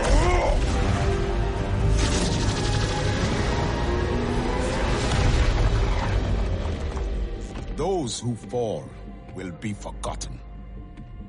Those who rise up, their names will be remembered forever. Man, that was a cool trailer for such a dumbly named character. Wouldn't you really like if this was just, a show? Yeah, like, I mean, if that proves anything to me, is that this fucking, Overwatch animated film could be really cool. But I would prefer their actual 3D animation. I think that's actually really cool. So this guy is now live on the PTR. Mm-hmm. You can go and play Doomfist.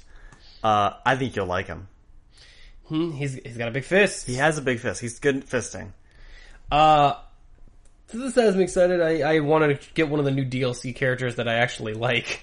Because I wasn't a huge fan of Ana or what's her name? Orisa? Yes? Or no, wait, I didn't even try Orisa yet. Oh. No, the other one. Sombra, yeah. See, I like both Sombra and Orisa a lot. I should try Orisa. I haven't gotten a chance. Probably like Orisa. I haven't had a chance to hop back into Overwatch yet for a while. No, so I was looking at Doomfist, and his abilities are pretty simplistic. He shoots a hand cannon. Dude, every time you say the name Doomfist, I fucking have to keep from giggling on the inside. I'm gonna keep saying Doomfist. Fucking Doomfist. He's got a charging punch attack and an uppercut.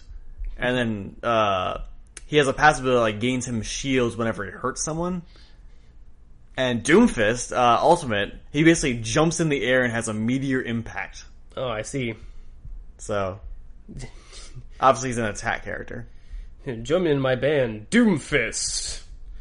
I mean, I want him to have like an evil twin or whatever that's like Despair Foot or something. I don't know. Like I mean, it's a cool concept and everything, but everyone else has like an actual name, like not like a wrestling name. So it's odd. It strikes me as odd that he gets this just Doomfist. Well, the character is kind of interesting because it's whoever's wielding the weapon is called Doomfist. Okay. Like, it's not the name of the person, it's the name of basically the wielder of the Doomfist. Okay. It's more like the Scarab from like Blue Beetle. Basically. Yeah, so I actually like the animation style for this kind of like anime thing, although it was weird that they obviously didn't have the voice actors for any of the other parts, because all they did was just do their standard grunts or whatever, like from the actual game, it sounded like, which I was like, oh, really? You didn't get those guys back to just hop in for a quick commercial or whatever? That's kind of weird. But then again, they rarely have so many lines in it anyway. Yeah, I mean, now that I got two characters that I actually haven't tried yet, I'll hop back into Overwatch at some point. Now while everyone's playing Doomfist, I'll try Orisa for a while. Orisa wasn't popular for very long. No. I like her though. I can always use another tank. What's Doomfist? He's an attacker. He's an attacker? Yep. Yeah, I figured. Yeah, very interesting. And with that, should we go back to our, not an Overwatch, but not even a watch, because it's just a listen, like an over-listen of our under-listen. Of our great interviews and wrap up our content. Get it? Yes, we made that before. Our convention coverage, we'll go back into that, and we'll be back right after this musical break.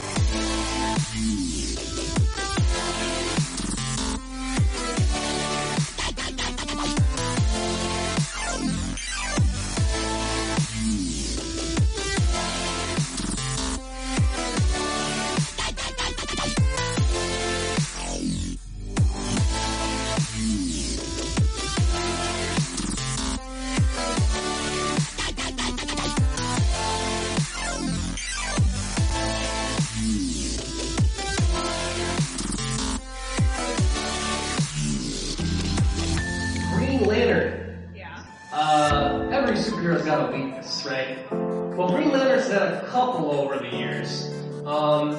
He's had the whole fear thing, like that's his greatest weakness. Sometimes he's weak to the color yellow, which is weird. But his original weakness was something even lamer than that. Can you guess his original weakness? The only guess I have is someone stealing the lantern to charge it from.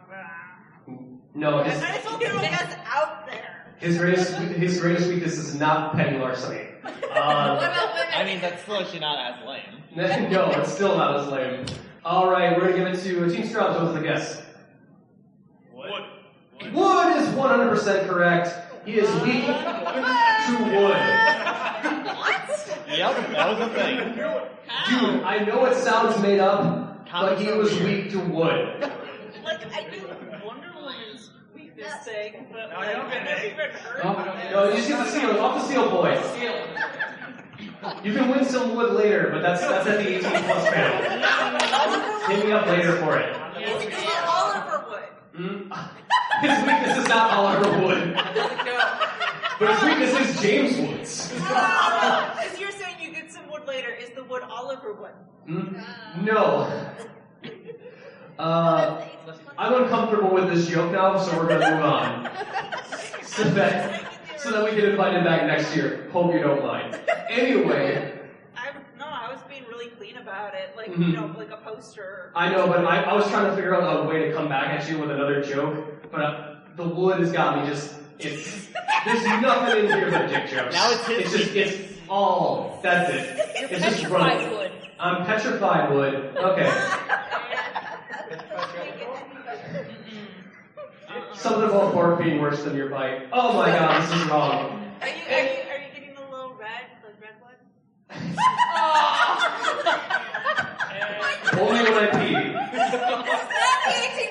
and I have a cream for it. Anyway, we're gonna move on. We're moving on, Tara. We're moving on. If I don't get invited back next year, your fault. Blaming you specifically. It is.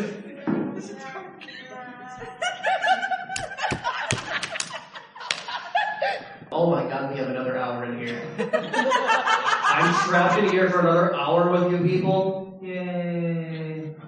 I'm kidding. You guys are a great crowd. Why don't you give yourselves a round of applause? Thanks for coming out, guys. And this is Nick with the UGO podcast here at Let's Play. Still getting some interviews here, and I'm here with Margaret Weiss. And Margaret, I'm here to talk about your book, which has a lovely cover art, by the way. I mean, I know you can't judge a book by a cover, but if I were to, it would be pretty cool. It is. It's a beautiful cover. And it's called Spy Master, correct? Right. So, could you give me a little synopsis? Just a little, sell it just a little bit for me and the people at home, Well, Spy Master is the first in the Dragon Corsair series by myself and my co-author, Robert Kramus. This takes place in the same world as the Dragon Brigade series that we worked on, came out several years ago. And, so this is in the same world, but it's new characters, and so you can jump right into the first book. It's about pirates. It's about a dragon that's a pirate. A pirate dragon. Pirate dragon. And his girl owner. And it's about, a man who may or may not be a pretender to the throne. It's about spies. You don't have to sound. You had me at pirate dragon. I mean, is it called would you call it a pragan or a dirate? It's Dragon Corsair.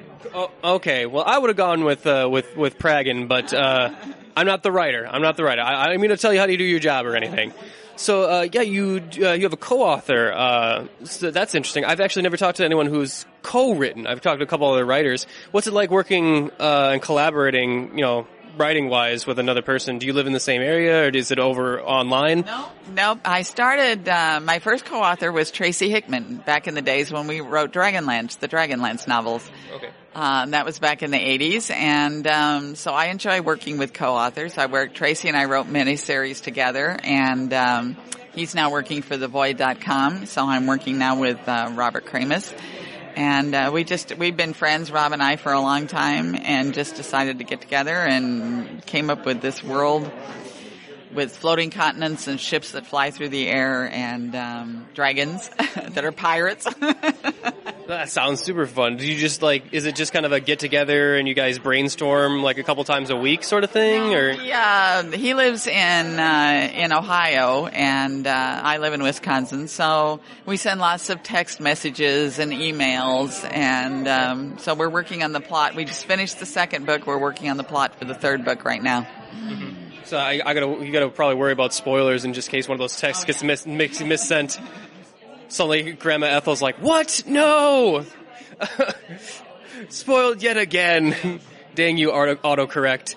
But yeah, this sounds really interesting. Have you done many cons before? Oh yes, I go to Gen Con every year. This will be my 33rd year to go to Gen Con. 33rd year? Wow, so you are no rookie by any means. No. So how is this con treating you then? It's a lot of fun. I've enjoyed it. Yeah, I'm having a lot of fun too. But I get to meet lovely people like you, so how could I not have fun? So obviously you have plenty of convention experience. Do you have any interesting con stories or any happenings? Probably way too many to share. Just any that you could share on the podcast, keeping it pretty PC, we don't want to get anyone in trouble. But did you see anything fun or participate in anything really fun at any previous ones? Years ago, we participated in the storming of the castle. TSR had a huge castle in the middle of the convention hall, and that was their booth that year. And on Sunday morning, all the rest of us who had booths there got together, and we bought Milwaukee out of Nerf weapons, and we attacked the castle before the exhibit hall opened with Nerf weapons. That was probably one of the great con experiences. That's awesome. An actual siege happened at a convention with the Nerf weapons. That is fantastic. Now I'm just picturing just mass Nerf carnage. Just all in slow motion with classical music playing in the background. I love it. Anyway, with your book, is there any place online people can go and check out your book here and any of your previous work? You can go to margaretweiss.com. That's my website, and I'll autograph all books that you buy from that website. You can buy it from Amazon, Barnes & Noble, pretty much anywhere, yeah, where fine books are sold. Anywhere where good books are sold. I like that. I also have a book, but it's nowhere where good books are sold. They keep it out of there because it's trash. That's what they told me. But thank you so much for taking the time to interview with me. Thank you so much. Pleasure meeting you. Have a great day, a great rest of your con. This is Nick with the UGO podcast here, getting some more interviews here at Let's Play before I head out and just crash because I'm so tired. But no, I'm getting my second wind. I can feel it already because I'm here talking with a very energetic Charles Urbach. Charles, I'm so glad I got to talk to you because I ran into you yesterday, and I think I was off. It was right after my panel was done. You were coming in for your panel, and I was like, I had to go do something else. I'm like, oh, this guy seems like a great interview. I got to make sure that I come by his booth later, and I wasn't sure if I was going to make it, but here I am, and I'm so excited to talk to you about this lovely artwork. Now, for the listeners at home, you are no stranger to the art/gaming community because you've done a lot of work. What would most people know you from, you would think? Well, the most recognizable work I've done is for a game called Magic the Gathering, which is really the first and largest collectible card game. But I've done the most volume of work for a game called Legend of the Five Rings, which is a fantastical version of samurai culture, not set on Earth, but set in a kind of a world that parallels our own. I've done work for Star Wars, for Sony Online. I've done work for Game of Thrones and Lord of the Rings. I've had a hand in a lot of popular franchises for a multitude of companies. Very interesting, very vast portfolio. Me and my co-host, we play Magic. He's a really big Magic guy. I'm sure he'll probably come over here and try and get an autograph from whatever it is that he loves, his super foil, whatever. Yeah, Travis, if you're listening to this, well, what are you doing? You're supposed to be editing. Help me edit. Stop listening to this.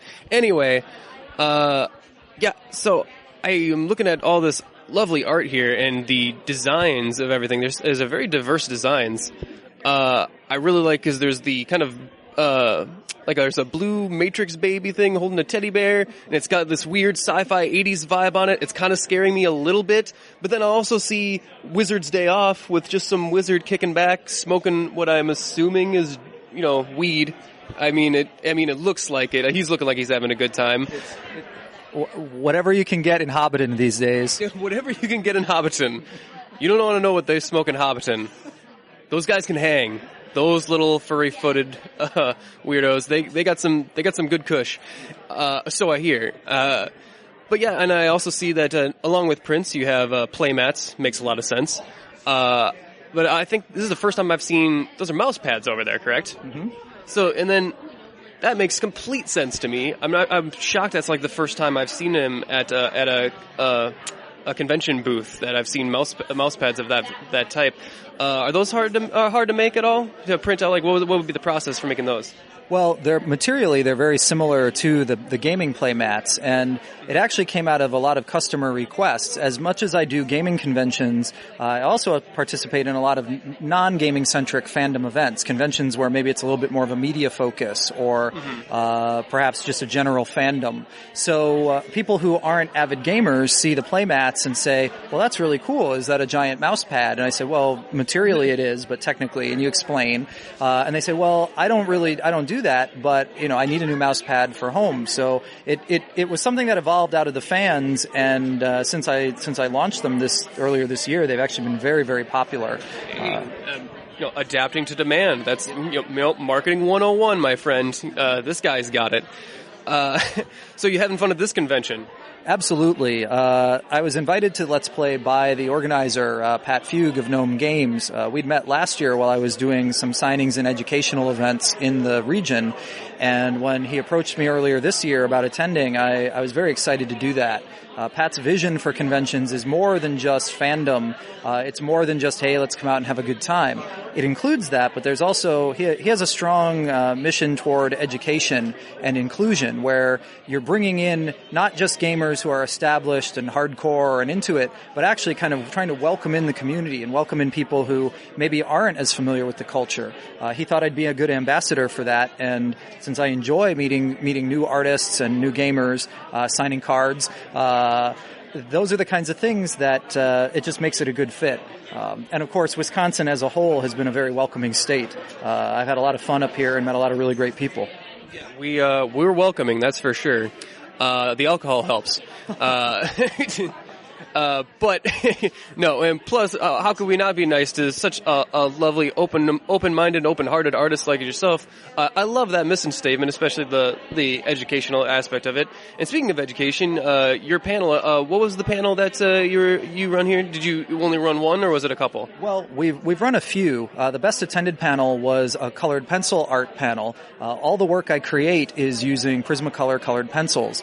The industry I work in is generally dominated by digital painters. Or I was just going to say that your design is so it's all colored pencil work. Yes. Yep. Wow. All of it is colored pencil. Because I gotta say I just assumed that at least some of it was done a little digitally. Well, there are digital elements involved in the process, but none of it is what you would call painted digitally. I'm not in Photoshop or Corel or any of the software. I don't have a Wacom tablet or anything like that. It's more image processing. So I'll draw the picture in colored pencil and I'll clean it up or prepare it for printing. Some pieces may have a little bit more color correction and things like that. I worked as a graphic designer for 15 years as I was training to be an illustrator. So while I was getting the fine arts education in painting and historical printmaking, I actually was working full time as a graphic designer in the real business world. As it turned out, I never really enjoyed the process of painting, so I took the skills with the theory and the education in how to apply color and how to handle form and all those skill sets that you learn with painting. But I found that you can apply them just as effectively with the colored pencils and in a process that I enjoy much more, which would be drawing. Oh, that's fascinating. What are some of the other panels that you ran? Well, we talk about building a portfolio, and I like to talk a lot, whether it's at the panel or at my booth, about how art is made for games and how a professional, really any project, because while some of the details may be different, they all follow a similar course. I like to talk about how art is made for games, how art is made professionally, so that I can encourage other artists like those here in the Artist Alley, give them some tips and pointers on where they can go, and bring an element of professionalism to it that's encouraging and positive, as opposed to the more, sometimes there's more negative reinforcement in that professional world than positive, and I try to kind of maybe push the scales the other way towards something that's more encouraging.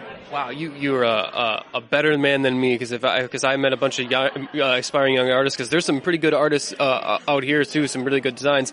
I'd lead them in the complete wrong direction so that they weren't my competition, but I'm vindictive, and obviously you're a much better person than me. So definitely, listeners, take his advice and not mine. But yeah, that's fascinating. So building a portfolio, I mean, it's something you do and probably still do today. What would be the biggest tip of cultivating a portfolio, if you could give it to aspiring young artists?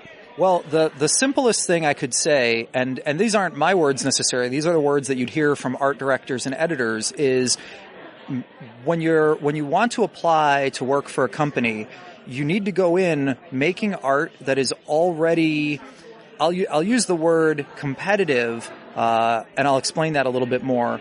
Competitive with the art that they're already publishing. And by competitive, I mean it has to look like it's already of the caliber of what they're publishing. Say Magic the Gathering, for example. If you are serious about wanting to work for them, you need to nudge the work that you're doing to look like and be of a quality level similar to what they're already publishing. You can certainly go with whatever portfolio you have, and I would encourage that. I would always say, take the work you've got and start showing it and getting the feedback from the professional, the people who are in a position to hire you. But if you want to ask yourself, am I likely to get the job, you need to take the art you're doing and compare it to the art they're publishing and say, does this look comparable? And that's what I mean by competitive. Is it something that looks like it could already be on a Magic card? And that's more or less true for every company.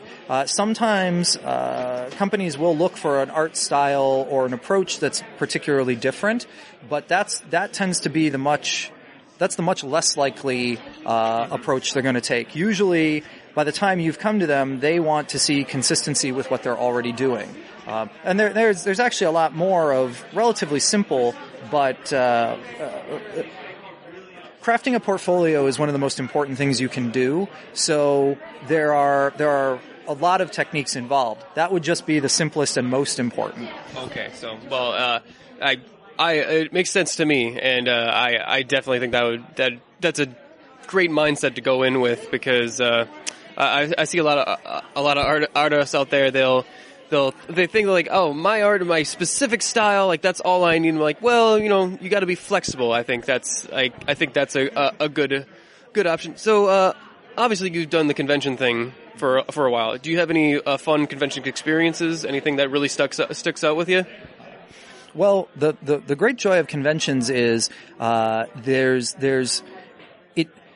you're here at your booth, or you're here at a company booth, or maybe you've got art hanging in an art show and you're just talking to people. And while you don't necessarily get to experience the entire convention, the convention often comes to you. So you get a little taste of the cosplay. You can talk to gamers about what they're doing over the weekend. In terms of specific stories, I generally don't fanboy over meeting other accomplished creative professionals. There are some artists that were inspirational to me, and I've had the good fortune of meeting them, or authors. Margaret Weiss was here this weekend, one of the co-authors of the famous Dragonlance series and many other books. It's a pleasure to meet her. But occasionally you meet someone where the meeting, even if you're not necessarily a fan, becomes a great story and experience. A few years back, I was a guest at a con just south of Chicago, and I was the artist guest of honor, and George R.R. Martin was the author guest of honor. But what was interesting was this was a few years before HBO had picked up Game of Thrones, and this is, as a friend of mine put it, this was just when he was a best-selling author. And it was not the largest convention, so there was a lot of interaction. And we had done a panel because the game designer who had designed the Game of Thrones CCG was also there, and so we talked a little bit about the process of going from his novels to a game design to illustrating those images and scenes for the game.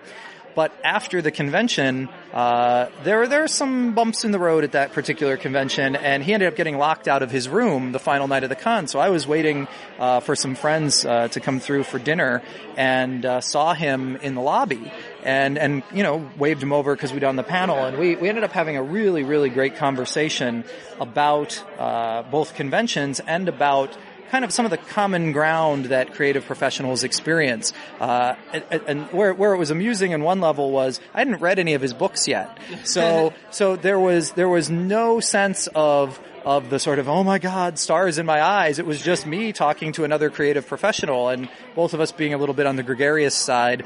It was an excellent conversation, and I think it was liberating for him because he could just talk about the work, and he didn't have to worry about, is this a fan who's going to be impressed?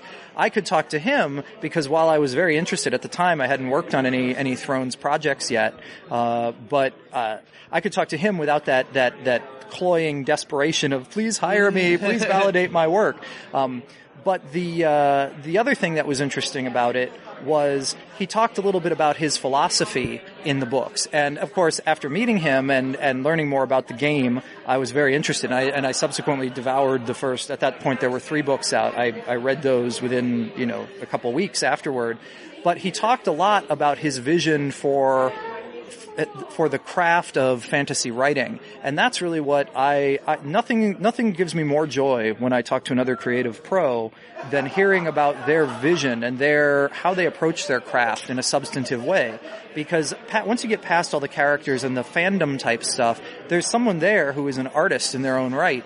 And hearing him talk about how he approached the work was just fascinating. It also, unfortunately, without literally giving me any spoilers, once he started talking about kind of his philosophy and what some of his goals were and some of his inspirations, it wasn't so hard to predict some of the things that everyone was shocked by. Yeah.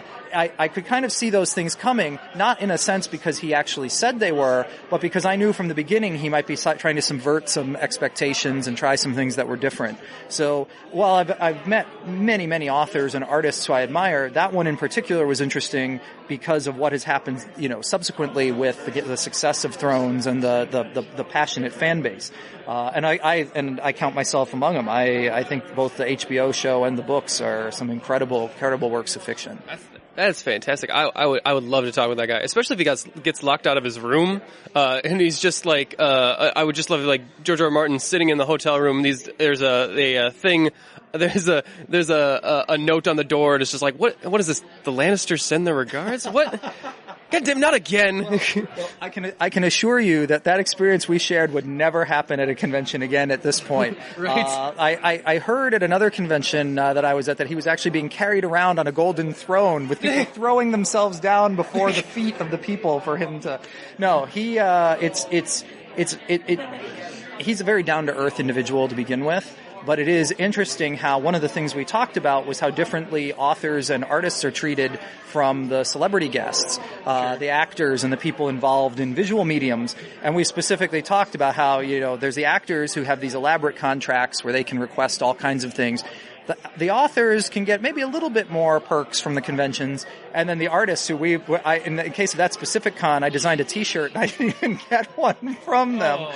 But here's the thing: now George R. R. Martin is himself sort of a legend, and the days of him, not being able to get special requests and things, I'm sure, are over. Yeah. And I can't imagine it happening to a better person. He was fascinating to talk to, and I consider that a really, really kind of unique and maybe once in a lifetime type opportunity.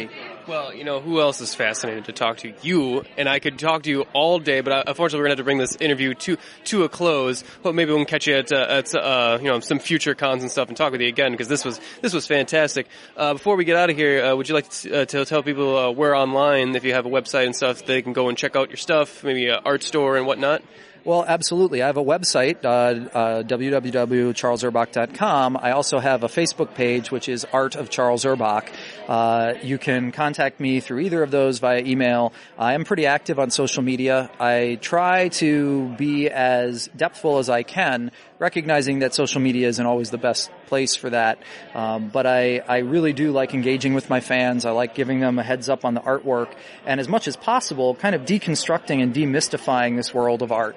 I'd rather have them be focused on enjoying and appreciating the art than being kind of lost in the mythology of the world of art. One of the most common things people say to me is, "Well, I don't know art, but I know what I like," or "I can only draw stick people." And my answer to that is always, "Well, that's a perfectly good place to start." Yeah. Thank you so much again for interviewing with us. Have a great day and a great rest of your con. Thanks. You too. It was a pleasure. This is Nick with the UGO podcast here, getting some more art interviews at Let's Play down in Appleton. And yes, I am rallying. I'm feeling good. I'm a little hungover, but I'm fine. I'm powering through. And who's helping me power through? Well, I'm here with. Hi, I'm Beth. I'm Blue Tie Designs. You might have heard me earlier as one of the cosplay judges from the cosplay contest. I'm also in Artist Alley here at Let's Play. So, you are a judge that knows what she's talking about, because not only are you a cosplayer yourself, but you're also an artist. A very good one going by everything I see here. There's some really cool stuff here, because it's not, normally we see, the traditional prints, but I see wallets, I see small purses, I see pillows. What is some of the other stuff here? now I'm thinking, what are these? What are these right here? Those are apron and pot holder sets. So like I have, for example, have Teenage Mutant Ninja Turtles and Star Wars pot holder and apron sets. So you can have an apron with matching pot holders while you cook in the kitchen or if you grill. I do have pot holders by themselves and a wide variety of basically different type of nerddom. So I have like Super Mario, Doctor Who, My Little Pony. Pretty much if there's a nerddom that has an awesome print fabric, I most likely have it and can have something of it that you can use in your home. That is fantastic. How did you know that when I cook, I think about Ninja Turtles all the time? But you know what? It's a trick question because I'm always thinking about Ninja Turtles. Doesn't matter what I'm doing. So, yeah, this is fantastic. How's the convention going for you booth-wise? It's been going all right. It's a smaller convention, so I came in, expecting what to expect from a small convention where you have just smaller crowds and smaller browsers, but everyone that I've talked to or have purchased from me have been like super nice and super awesome. So I've basically been able to interact with a lot of good con-goers and customers, which has been really, really nice. And potentially some people are like, well, I like this, but you don't kind of have what I want. And I'm like, well, let me know what you want, and you can always custom order pieces from me. So, if, for example, pot holders, you're like, well, I really like Ninja Turtles, and I don't see that you have any Ninja Turtles. Can you make Ninja Turtle ones? I'm like, as long as I can find the material for it, I can.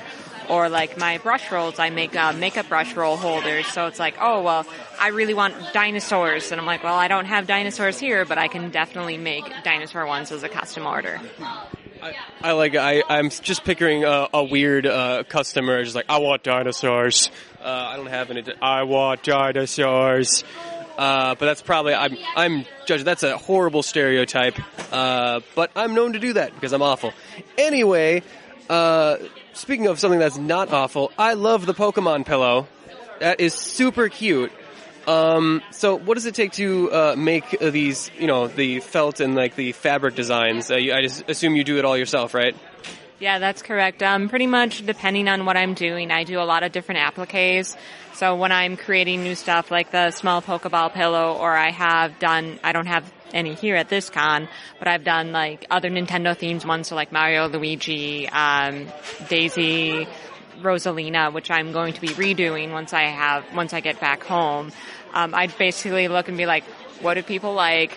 What's kind of cool? What would work very well on a tote bag that people would want to carry? So like my Mario one was red with Mario, and on the inside is really cool Nintendo print fabric, and it's got, pockets on the inside, and it's big, so it's meant to hold a lot of stuff. Or some of mine are big and meant to hold like your groceries and things like that. So that way, instead of getting, here's my local grocery store chain bag, it's like, well, I'm carrying my stuff home in my Mario bag, or like, here's my giant Alice in Wonderland bag, and I'm using that to bring my bread home because I'm cool. I like that flaunting your geekery. I like the attitude behind it. Although if it was Alice in Wonderland, I was thinking I'm going to be carrying some weird, I don't know, whatever that caterpillar smokes, like maybe some bongs or whatever. I don't judge if that's what you want to carry in there. It's just the cop stop, like, what are you carrying in that Alice in Wonderland bag? Dang it! Every time. But sounds like this is not your first con. You've done some other cons before. Do you have any fun con experiences that you've had over the previous cons that you'd like to share?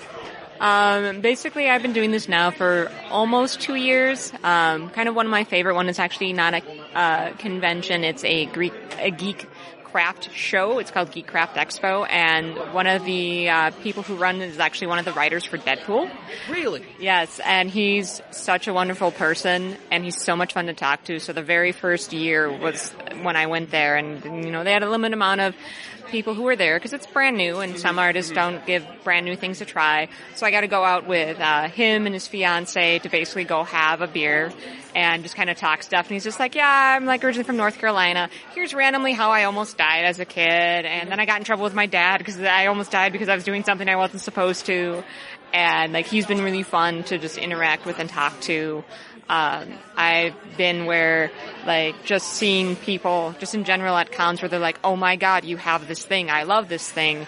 Like things like that are the experiences that I really like when I can make something practical and nerdy that someone loves and will use a lot, use it as much as it makes sense. Like obviously you're not going to bring your pot holders to work because you're going to work, but when you cook or doing stuff for others, you're just like, yes, I have these practical pot holders. I can cook my food and like not stare at chickens or barnyard scenes. I like it that your favorite thing is being the end of a treasure hunt map of just like this thing that I've been looking for my entire life and you have it. I must have this thing from you. I can see how that's appealing. I kind of like it. I'm just imagining it right now. I can only imagine how good it must feel. But you know what else has felt good? Interviewing you, because you are an absolute pleasure to talk to. Thank you so much. Do you guys have a website, Etsy page, or anything like that, so people can check out your great artwork? Yes, I do. I'm located in multiple places. I am on Facebook under Blue Tie Designs. I'm on Instagram and Twitter also under Blue Tie Designs. And on Etsy, I am just, if you're looking for my username, it's just Blue Tie. Otherwise, I'm also on Etsy under Blue Tie Designs. So pretty much if you look up Blue Tie Designs, ideally it should tie to me. If you find my Facebook page, it's either pictures of my stuff or pictures of me being very dorky while making my stuff. So I'm entertaining and I have no problem realizing that I'm a nerd. Here's a stupid picture of me. You're really cool. Have fun. Well, I know we were already following you on Twitter because you tweeted out at me when we were doing the anime pitch panel, a do the thing, and I gotta follow anyone that makes a Varric or Legend of Korra reference. I absolutely love it. Anyway, thank you so much. Have a great day and a great rest of your con. This is Nick with the UGO podcast, and I'm still here getting interviews at Let's Play in Appleton, and it is fun, but I am tired. It's late on Sunday, but I'm powering through because I got one more to do, and I'm here with.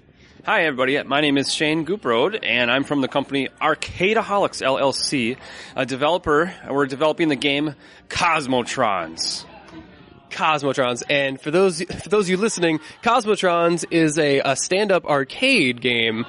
A modern one, though, and I've had the chance to look at it, but there's such a big line. It's so popular, I haven't had a chance to play it yet, which is good for you. And we brought two of them. There's two of them over there, and I still haven't got a chance to play. But I have watched some other people play, and it looks a lot of fun. It kind of reminds me of a little bit of like Asteroid, Space Invader kind of thing. What were the inspirations behind Cosmotron? Yeah, so definitely some of those very early Atari arcade games, those classic Atari vector arcade games, were some of the main core inspiration. Those simple mechanics of flying a ship around, giving it thrust, and you got shooting. And then the big thing about Cosmotrons that's a little bit different compared to like Asteroids is you have that gravity mechanic. So the ship can actually fall and crash. So you're fighting, and I guess another big thing that's very different is the multiplayer aspect. Mm-hmm. So there are some of the inspirations, and we updated, like you said, it's a modern game, so we have those classic inspirations, and we updated it for modern gamers. I like that. I'm very interested to know, like, what's the different kind of mentality design-wise when you make a stand-up arcade game in for 2017 for people to play. What's like some of the different kind of challenges you have to work through? So, designing, I will say we initially started designing it for home console. Okay. So that was our initial plan was, hey, we're going to design this for like Steam or something like that. Yeah. So, but because of the response that we had, that's when we decided to make it for arcade, because we had a lot of arcade owners and operators contact us, and they wanted a game. They wanted a Cosmotrons machine. They saw our cabinet and everything. So that's why we actually made that that conversion to go to that plan. So in terms of what's different or what's challenging, so you have to think about if the person's putting a credit in, what do they get for that credit? How long do they play? How do they know what to do? Because if you're paying a credit, they better be very clear on exactly what they're doing or how the game works, because otherwise they're not going to come back and play anymore. Mm-hmm. So that's been kind of one of the challenges for us, is to make that entry level much more accessible and make it very clear what the player should do.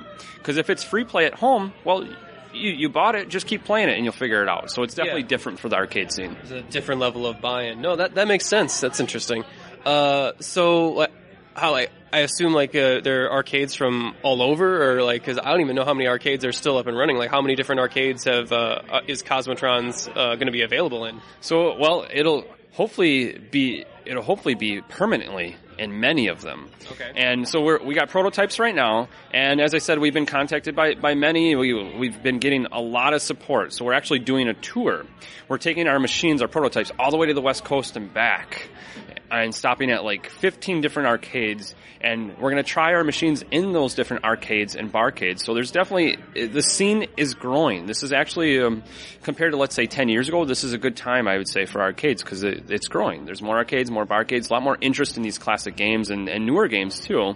So hopefully that will mean a better market for us as well, and so hopefully we can support them and they can support us. I love the idea of an arcade game going on tour, like Sting or something.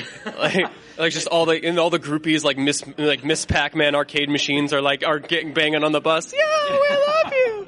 But no, that's fantastic. That's great. So do you have a page that people can go and check out Cosmotron so they can see for themselves? Yeah, so we have a couple different websites and social media type things. So our main website, which is currently being built, is www.cosmotronsgame.com. And then our Facebook site, facebook.com/CosmotronsGame. So you'll see a lot of our updates on there. We'll be regularly updating on posting pictures from our tour and videos and those types of things. And we actually have a GoFundMe page, gofundme.com/Cosmotrons. And what's happening is a lot of these barcades and arcades, they're sponsoring us. They're supporting us to get from place to place to place so they can test out and see the game and helping us build a following and find new Cosmotron pilots. That is fantastic. Well, hopefully I can find the Cosmotrons at my local arcade and become a pilot myself. And I know you got a tournament to get back to and stuff to do. So I'm going to let you go.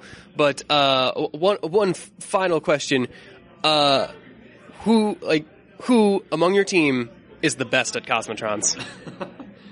You don't have to lie. They won't listen to this, I'm sure. So in our team, we're a team of two.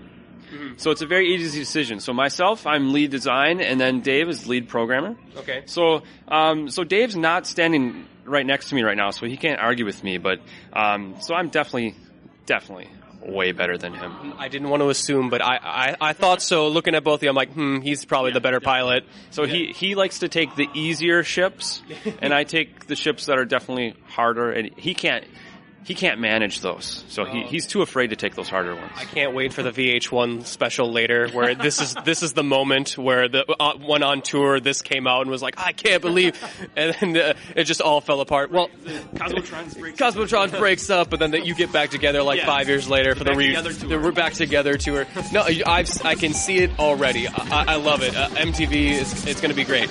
But no, thank you so much for taking the time to interview with me. Have a great day and a great rest of your con. Thank you very much. Appreciate it.